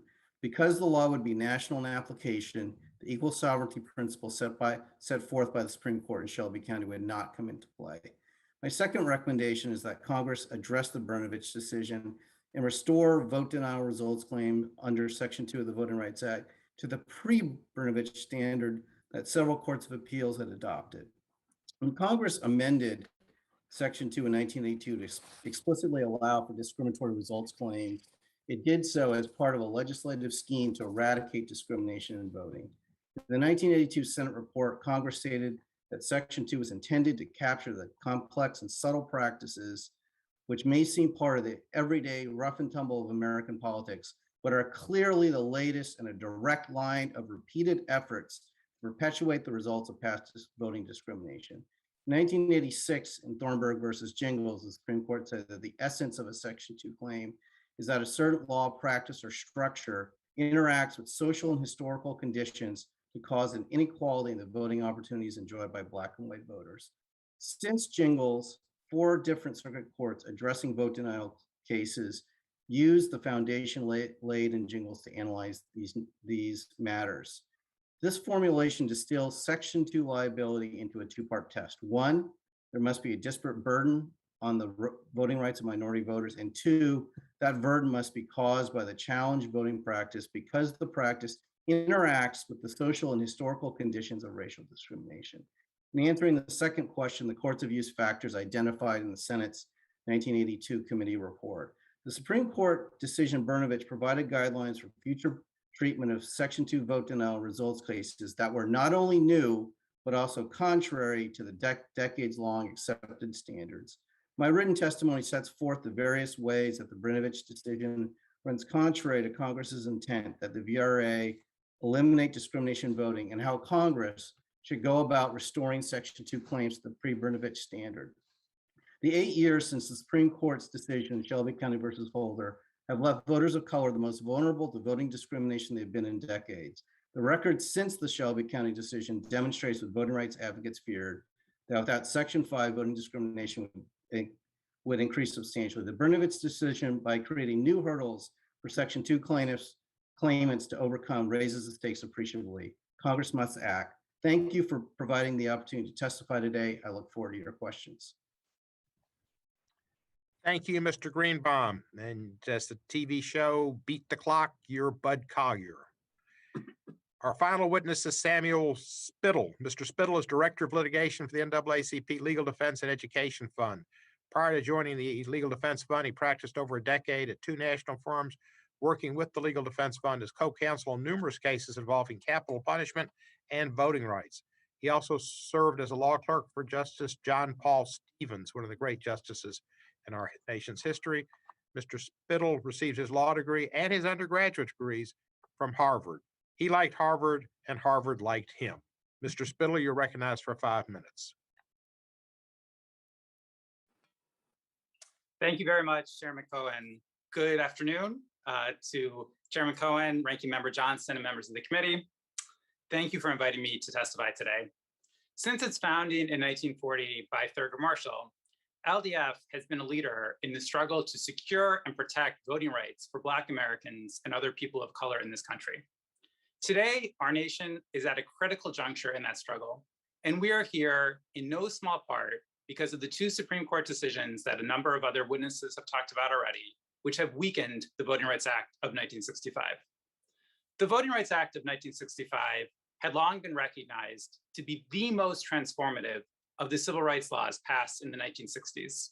It has aptly been called the crown jewel of the civil rights movement. For over 30 years, as you heard Assistant Attorney General Clark say, the preclearance mechanism was at the heart of that act, and that language is from a Supreme Court opinion describing the Voting Rights Act.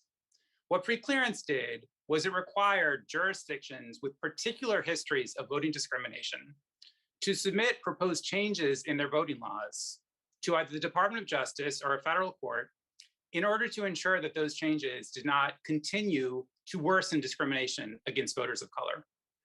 Preclearance was so essential because it blocked discrimination before elections could be held under discriminatory laws, and because it prevented the continuing evasion, the continuing circumvention of favorable decrees that were achieved through litigation that blocked certain kinds of discrimination, but then a jurisdiction would just turn around and circumvent that decree with some sort of new kind of discrimination.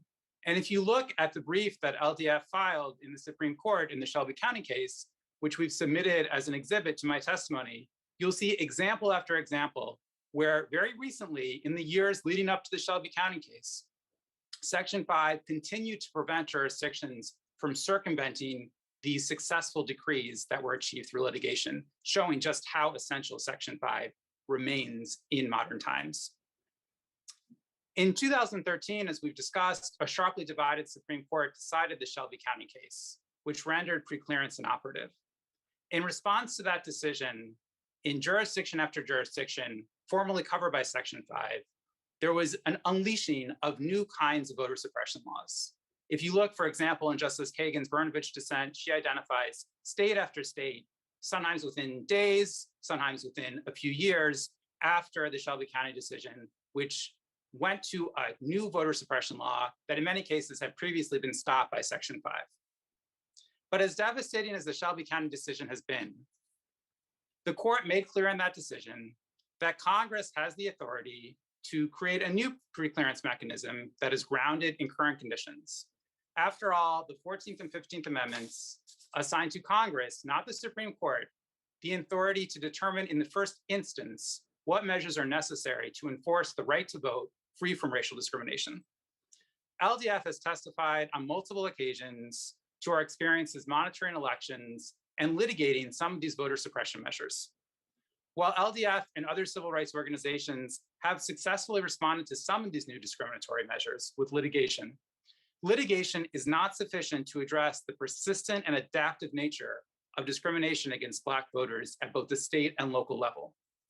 It is therefore essential that Congress restore Section 5 consistent with the court's guidance in Shelby County.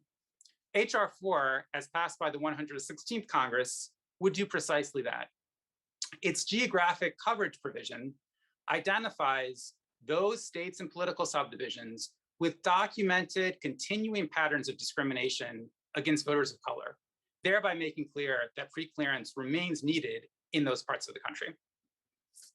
In addition to restoring preclearance, Congress must also now address the Supreme Court's recent decision in Brnovich versus Democratic National Committee, which curtailed the other key provision of the Voting Rights Act, Section 2. The Brnovich decision is divorced from the plain text of Section 2 and flatly inconsistent with Congress's clear and broad purpose in enacting and amending that law. Unless Congress responds by restoring the full intent, the intended intent of Section 2, Brnovich will embolden states and localities to impose new voting restrictions that abridge the right to vote for Black voters and other voters of color. Just as Congress in 1982 overrode the Supreme Court's cramped interpretation of Section 2 in the City of Mobile versus Bolden case, today Congress must override the Brnovich decision to restore the full power of the Voting Rights Act. In 1965, Congress passed the Voting Rights Act in response to the heroism of John Lewis, Amelia Boynton Robinson, Fannie Lou Hamer, and so many other Black organizers and activists who risked and who in some cases lost their lives to secure for every American the right to vote and to make real the promise of a multiracial democracy that had been denied for a century. Their accomplishments were remarkable. But today, those accomplishments and American democracy itself are in grave danger. This Congress must honor the legacy of these extraordinary Americans and safeguard our democracy by establishing a new preclearance framework and restoring Section 2's prohibition on all forms of discrimination that burden, that abridge, that deny the right to vote based on race or color. Thank you very much. I look forward to your questions. Thank you, Mr. Spittle, and I appreciate your remembering and recognizing the civil rights heroes who did so much to bring about the right to vote. Ms. Viola Liuzzo, I think, was maybe missing from that. She lost her life during the Selma to Montgomery Dr. King March. Now we're in the time for 5-minute rule with questions, and I'll begin by recognizing myself for 5 minutes. For Ms. Lakin, I would like to ask, what approach would you suggest Congress take to address the court's flawed reading of Section 2 and to further protect voters from discrimination?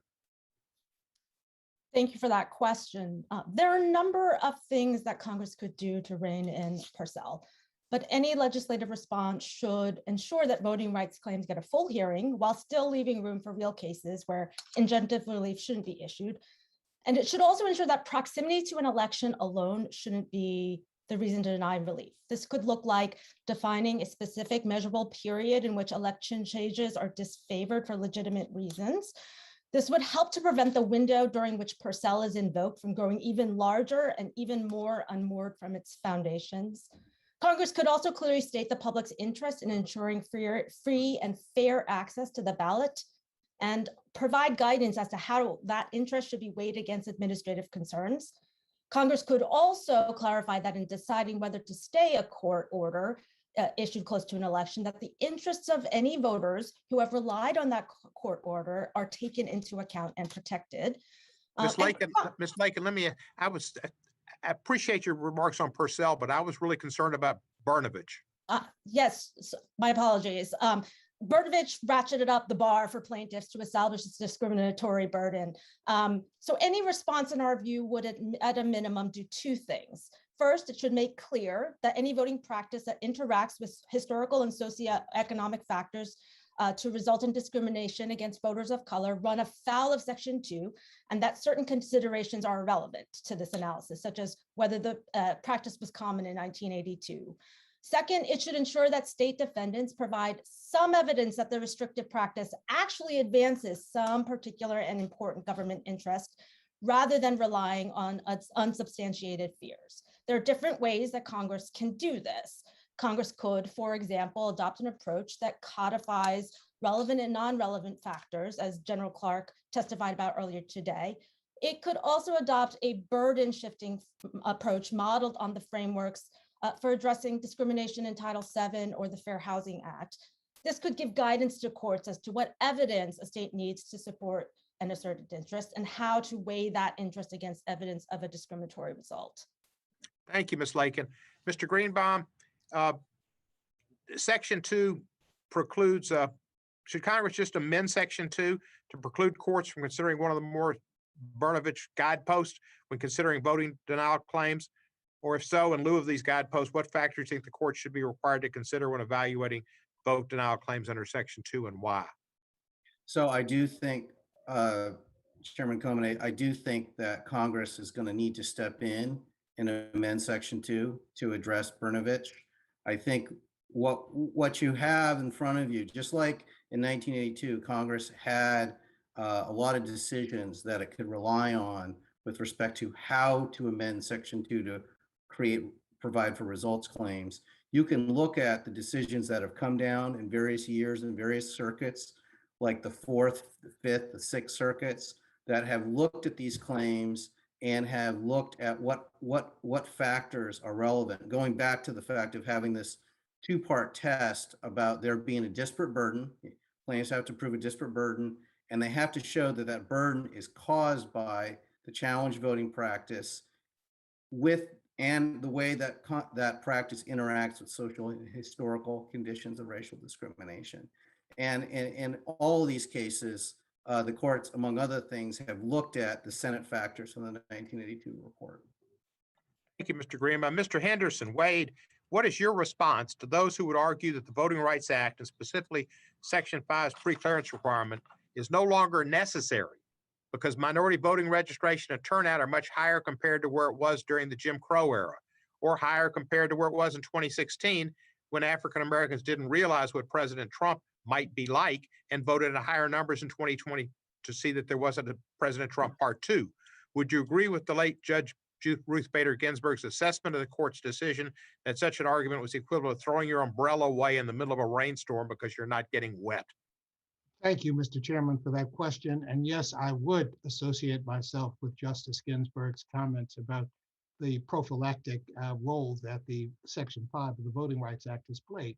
First, let me say that as the Census Bureau pointed out with the 2020 analysis, our population has grown.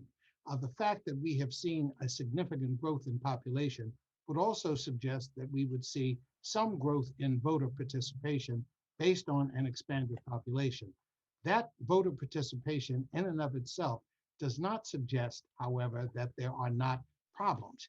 As the reports submitted by the Leadership Conference in the 10 states with additional states to follow have demonstrated, in each instance, there are recent and current instances of voter discrimination that belie the notion that indeed our country is operating with full equality when it comes to the right to vote. I certainly think the prophylactic role of Section 5 of the Voting Rights Act is key to ensuring that everyone in our country, not just racial minorities, but others as well, enjoy the right to vote as was intended under the Constitution. But this extra additional protection is necessary and has been borne out, Mr. Chairman, by what we have seen at the individual state level, and that has been documented by our reports. Thank you, Mr. Henderson, for all of your good work and your opinion today. Next, we will recognize the ranking member, Mr. Johnson, who is recognized for 5 minutes. Thank you, Mr. Chairman.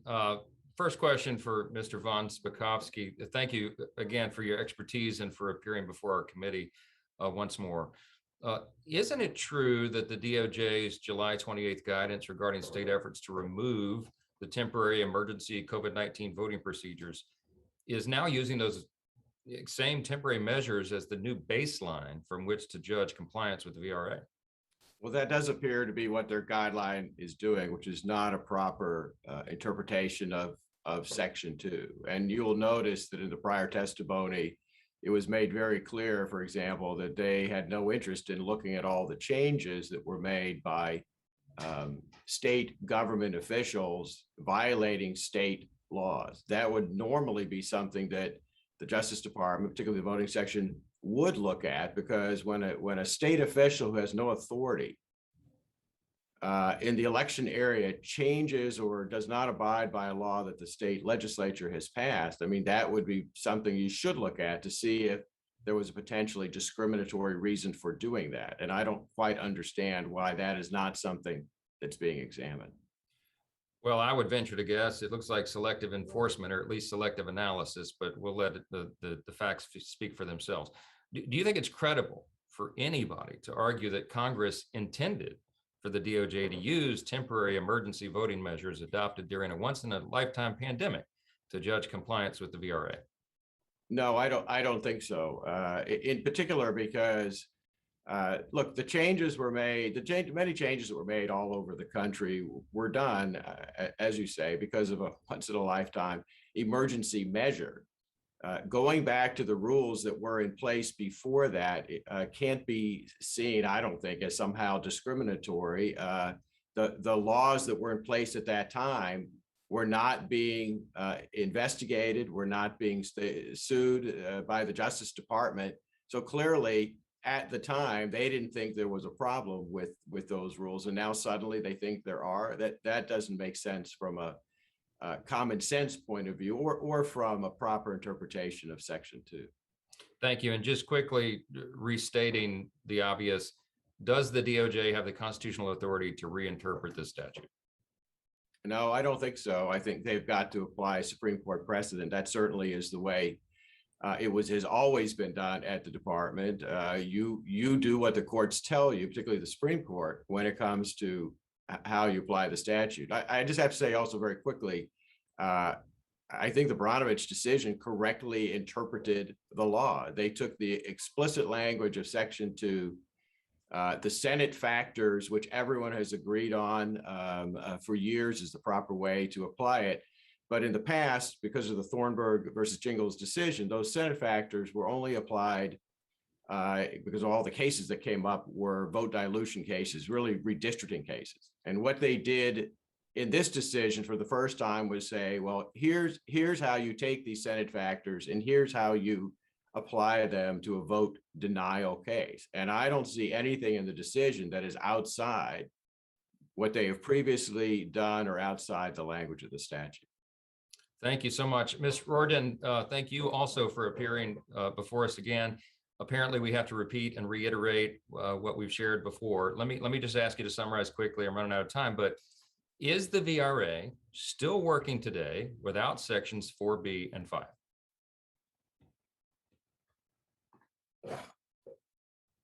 You may be muted. Check the mute button there. Sorry.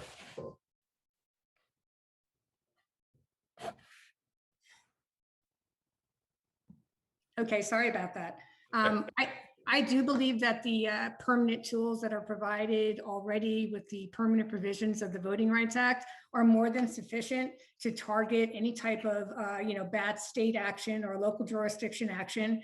Section 2, I hear a lot of complaints about Section 2 that it's expensive and it takes people like a long time to come forward with the case because it is a civil matter. Bottom line is, many of the times that people have said, oh, well, you didn't get our preliminary injunction, ahead of the election. For North Carolina, for example, when that case was moving forward, those particular laws that they were challenging actually went forward. And what it showed was that the increase in voter participation by non-white voters in North Carolina increased under the laws that they were attacking.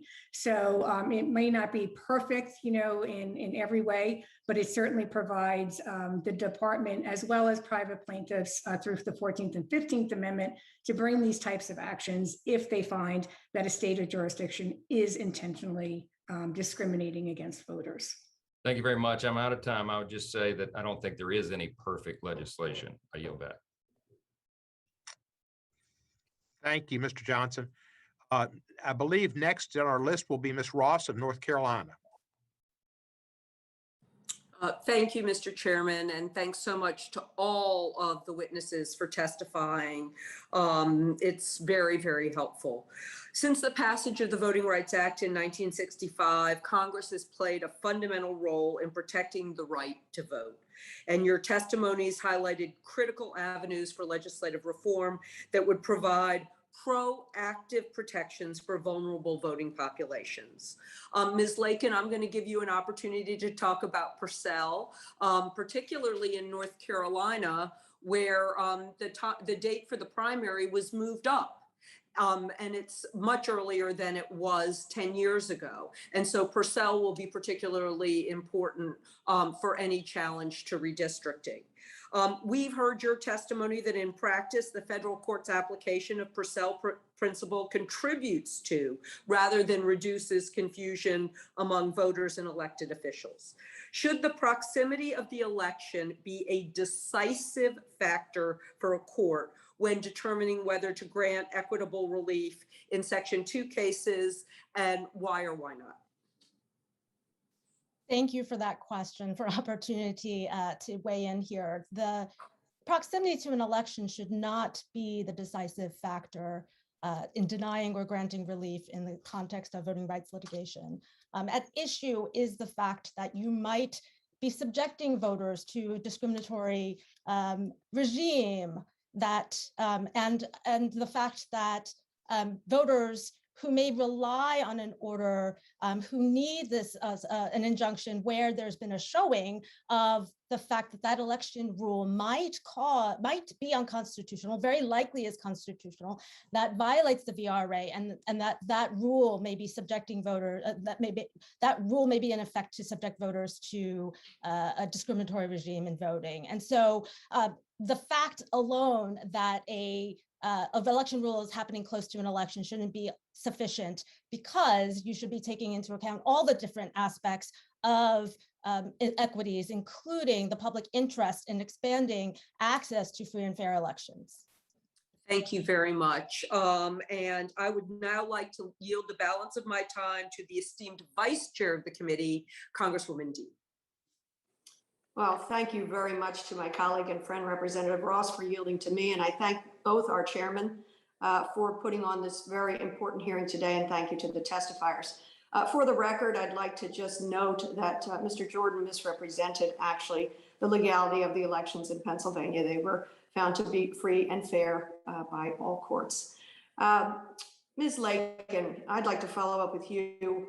You remember that Professor Nick Stephanopoulos, who appeared before our subcommittee at our hearing held on July 16th, 2021, proposed using or importing the disparate impact standard used in other areas of civil rights law for vote denial claims. What are the pros and cons of that approach? Thank you for that question, Representative Dean. There are some virtues of this kind of burden shifting approach. For example, it provides some guidance to courts on how to weigh the different interests against each other, the interests that plaintiffs have in protecting voting rights and the interest that the state has in terms of advancing or protecting elections and so forth. But it also provides the plaintiffs an opportunity to come back and say, no, there is a better way, there's a less restrictive way in order to protect both interests, voting rights and the state's interests. So that is one of the advantages of providing some tools for the courts here in a burden shifting framework that is familiar. But at the same time, there is a familiar test that the courts have already used under Section 2 in protecting voting rights under that framework, and codifying factors that are or not relevant, restoring the Section 2 two-step test that courts are very familiar with, also has its advantages as well. Thank you so much for that. And my time is running short. Mr. Greenbaum, if I could ask you just quickly, we know that Congress must address the Brnovich decision's narrowing of Section 2's scope. But even if we do amend it successfully to respond to Brnovich, to respond to the decision, would Section 2 litigation alone be enough or adequate substitute for Section 5? No, it wouldn't be, Congresswoman Dean. Retrogression is a completely different issue than what Section 2 covers. I thank you very much. I see my time has expired. Again, thank you to Representative Ross, and I yield back. Thank you. Our next question panelist member will be the distinguished Hank Johnson from Georgia. 5 minutes. Thank you, Mr. Chairman. Mr. Henderson, in Shelby County versus Holder, the court invited Congress to draft another coverage formula based on, quote, current conditions.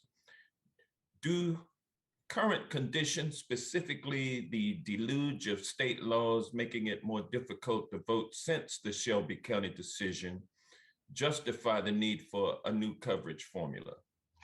Thank you, Mr. Johnson, for that question. And the answer is yes. I certainly think the court did open the door to invite Congress to provide an assessment of current conditions that affect the right to vote. Under Section 5 of the 14th Amendment, Congress does have the power to respond to issues regarding discrimination in voting. And the effort to quantify how these changes in state election laws are impacting the right to vote is certainly within the scope of Congress. Thank you, Mr. Henderson.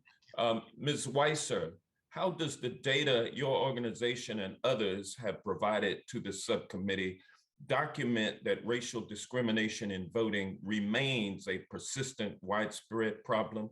And how does it demonstrate the current need to protect voting rights? Thank you very much for the question, Representative Johnson.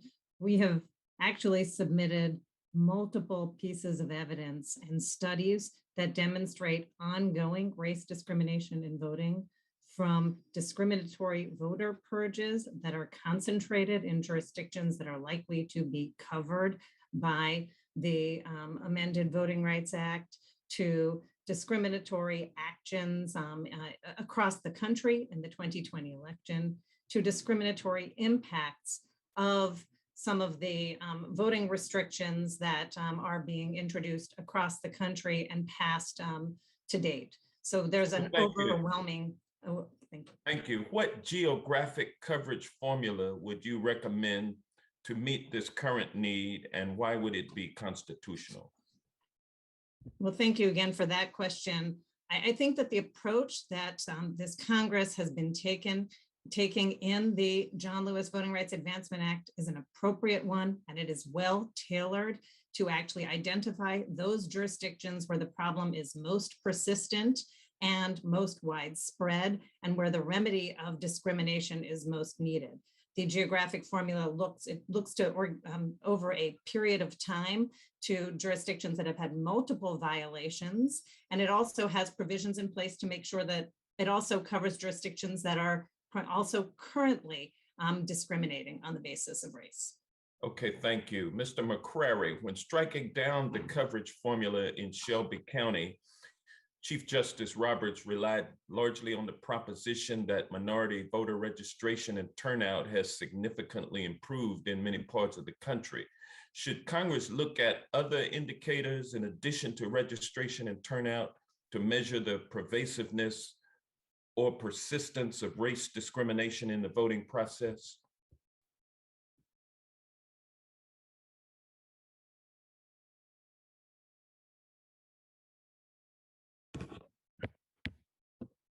Mr. Mccrary must have frozen, but while he's frozen, let me ask Mr. Spittle, how has the public's ability to monitor voting changes been affected now that covered jurisdictions did not have to notify the Attorney General of voting changes?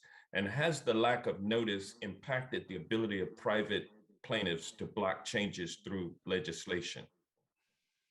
Thank you very much for the question, Congressman Johnson. And absolutely, especially at the local level, we see this as a real issue. So without Section 5, it is very difficult to be even aware of the full range of voting changes, potentially discriminatory voting practices that are occurring at the local level, which has been a significant impediment to private civil rights organizations bringing litigation potentially to challenge those practices. Well, let me ask you the question I asked Mr. Mccrary. When striking down the coverage formula in Shelby County, Chief Justice Roberts relied largely on the proposition that minority voter registration and turnout has significantly improved in many parts of the country. Should Congress look at other indicators in addition to registration and turnout to measure the pervasiveness or persistence of race discrimination in the voting process?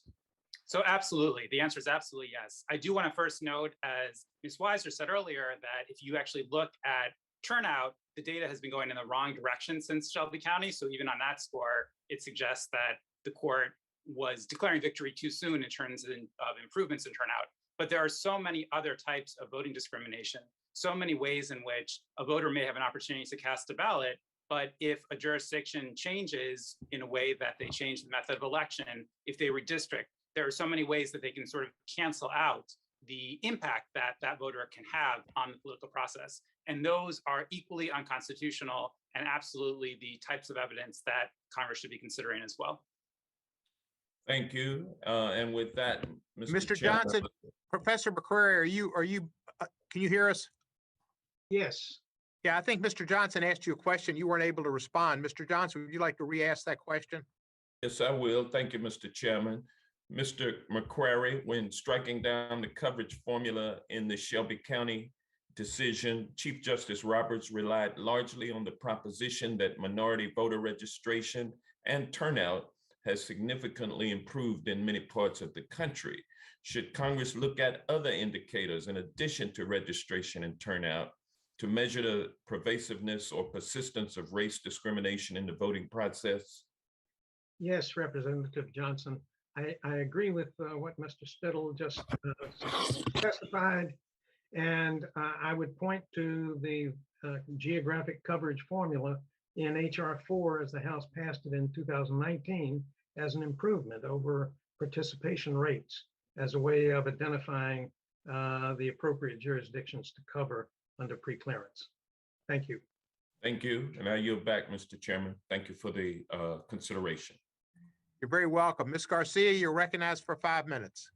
Thank you, Mr. Chairman, and thank you to all the witnesses. Everyone had great presentations, and Mr. Chairman, thank you for the selection of such a wide, diverse panel. I'd like to start my question with Mr. Sines from Melda. You noted accurately that there's been a population growth among Latinos different than other groups in the country. In fact, in Texas, 95% of the population growth that has led to perhaps getting 2 seats additional to our congressional delegation was 95% people of color, primarily more Latinos.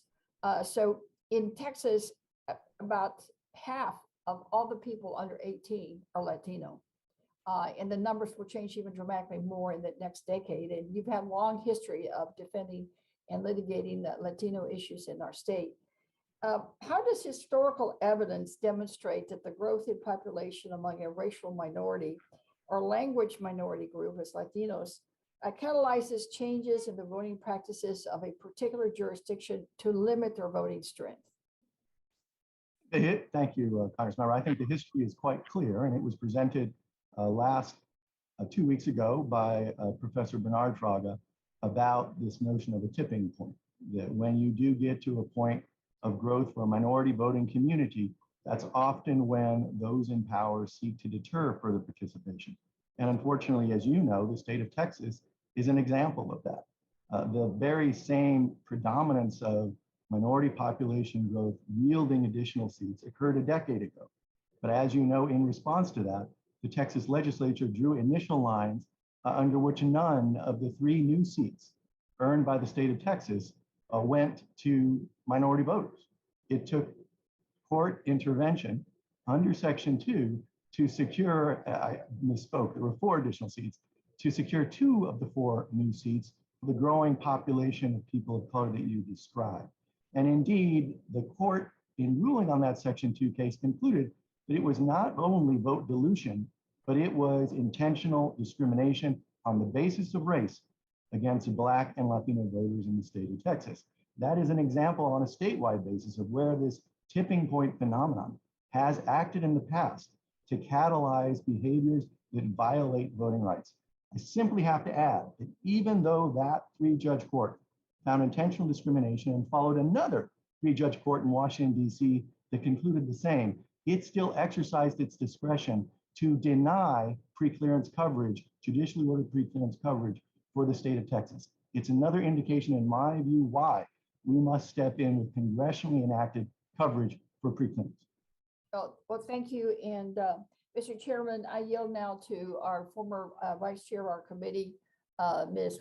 Scanlon, for my remaining 2 minutes to ask any questions that you may have. Thank you so much. Thank you, Congresswoman Garcia, for yielding your time. And I'd also like to extend my thanks to the chairman and members of the subcommittee for allowing me to join you today. Mr. Spittle, I had a specific question. The VRA contains express authorization for the Attorney General to seek preventative relief, including preliminary injunctions. Federal courts, including the Supreme Court, have long accepted that the VRA provides an implied private cause of action. Now, recently, in a brief concurring opinion in the Baranovich case, Justice Gorsuch expressed doubt about whether such a cause of action exists. Should Congress explicitly provide for a private right of action under the VRA?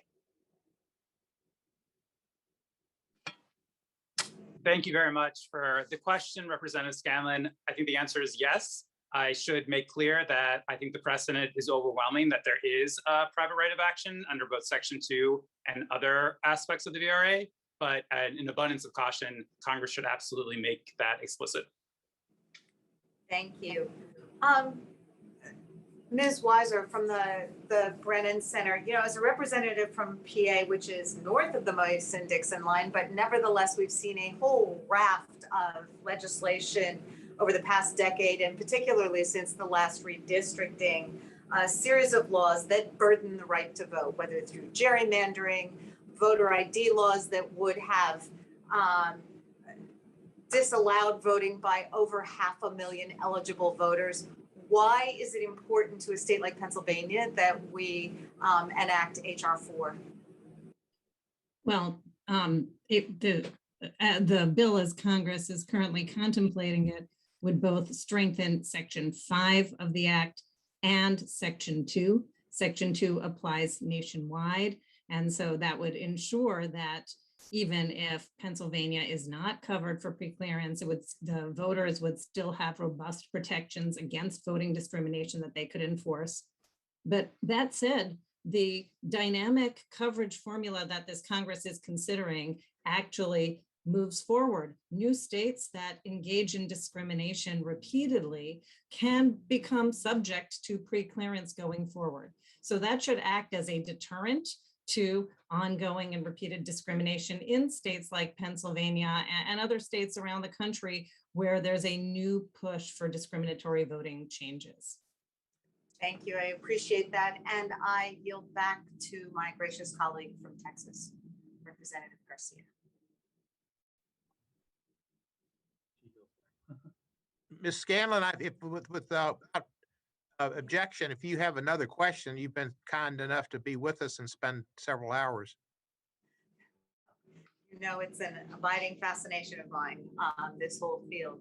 I would just ask then if any of the other panelists have anything they wanted to add with respect to the question about whether or not we need to explicitly provide for a private right of action. Congressmember, I would simply echo what you've heard.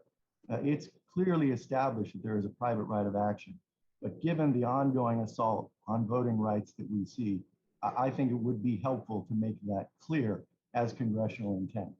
There's no question that the Department of Justice, even the most well-resourced Department of Justice, cannot do this alone.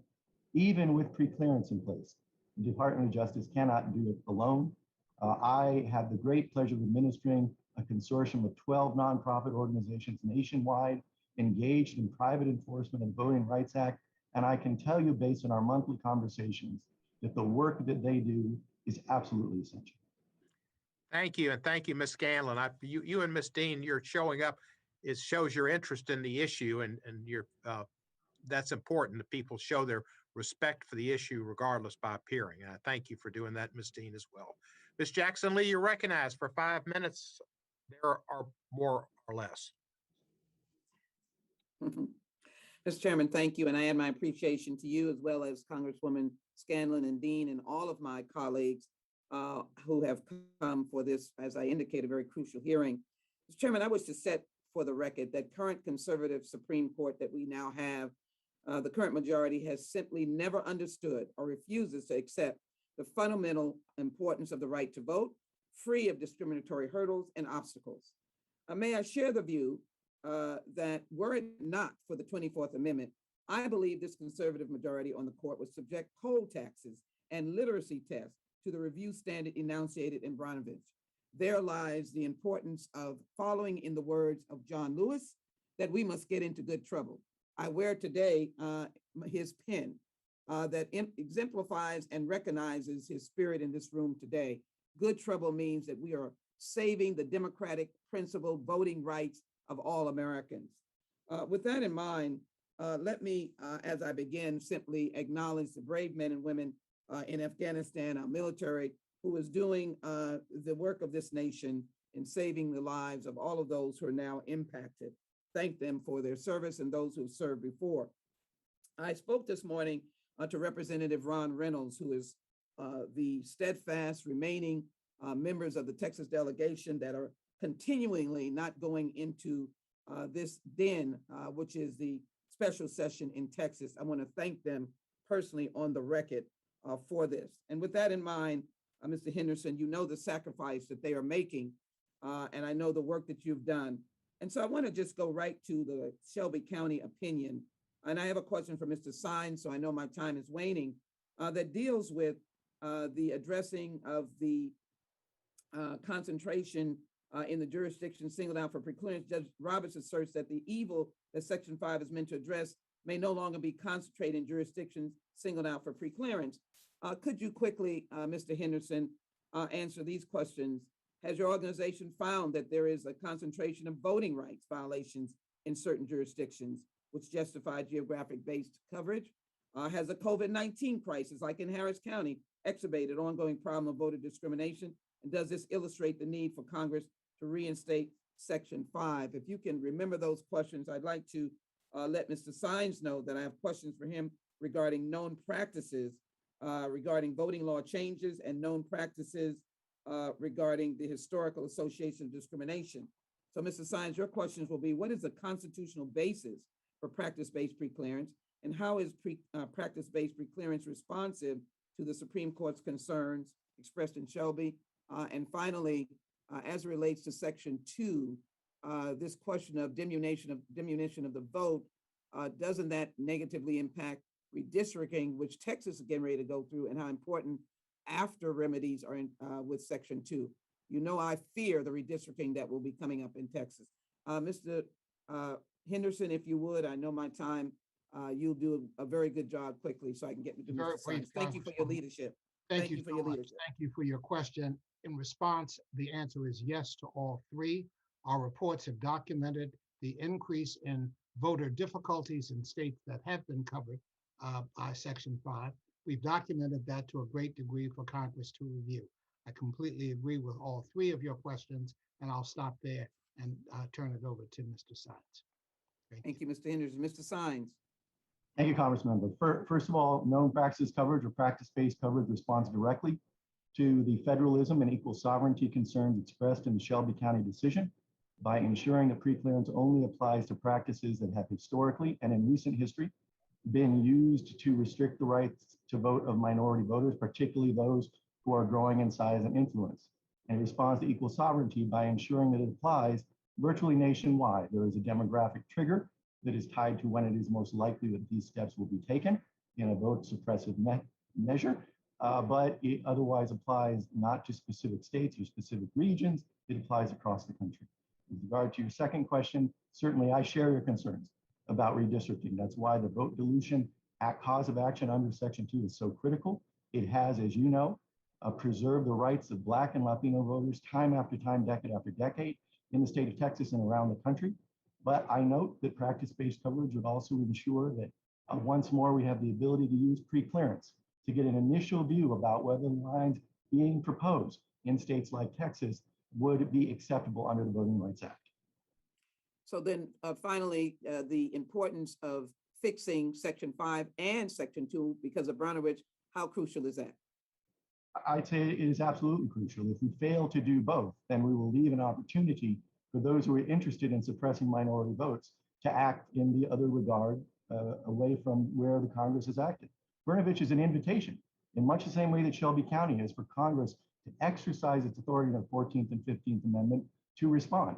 It is dealing with vote denial in a way the court hasn't previously, but very much like Mobile versus Bolden, this is an invitation for Congress to act and make clear what its intent is in the vote denial context, as it did in 1982 in response to Mobile versus Bolden, resulting in the Thornwood versus Jingles decision, as you know, Congressman. Thank you. I want to thank all of our members who attended today, and particularly our witnesses who were spectacular. This concludes today's hearing. I want to thank all of our witnesses.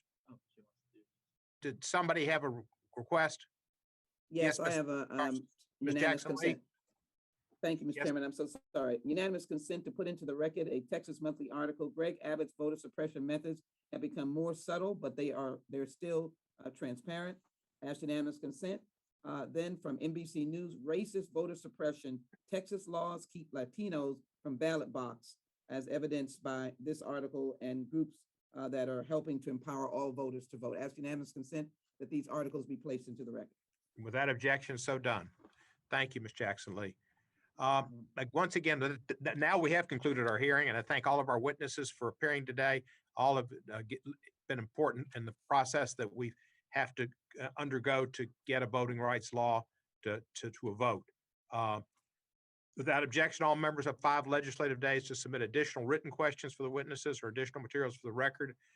With that, once again, we're experiencing great trauma, our nation and our world in Afghanistan, and keep all of the soldiers in your thoughts and prayers, and all of the Afghanis who helped us in your thoughts and prayers. With that, this hearing is adjourned. Thank you, Mr.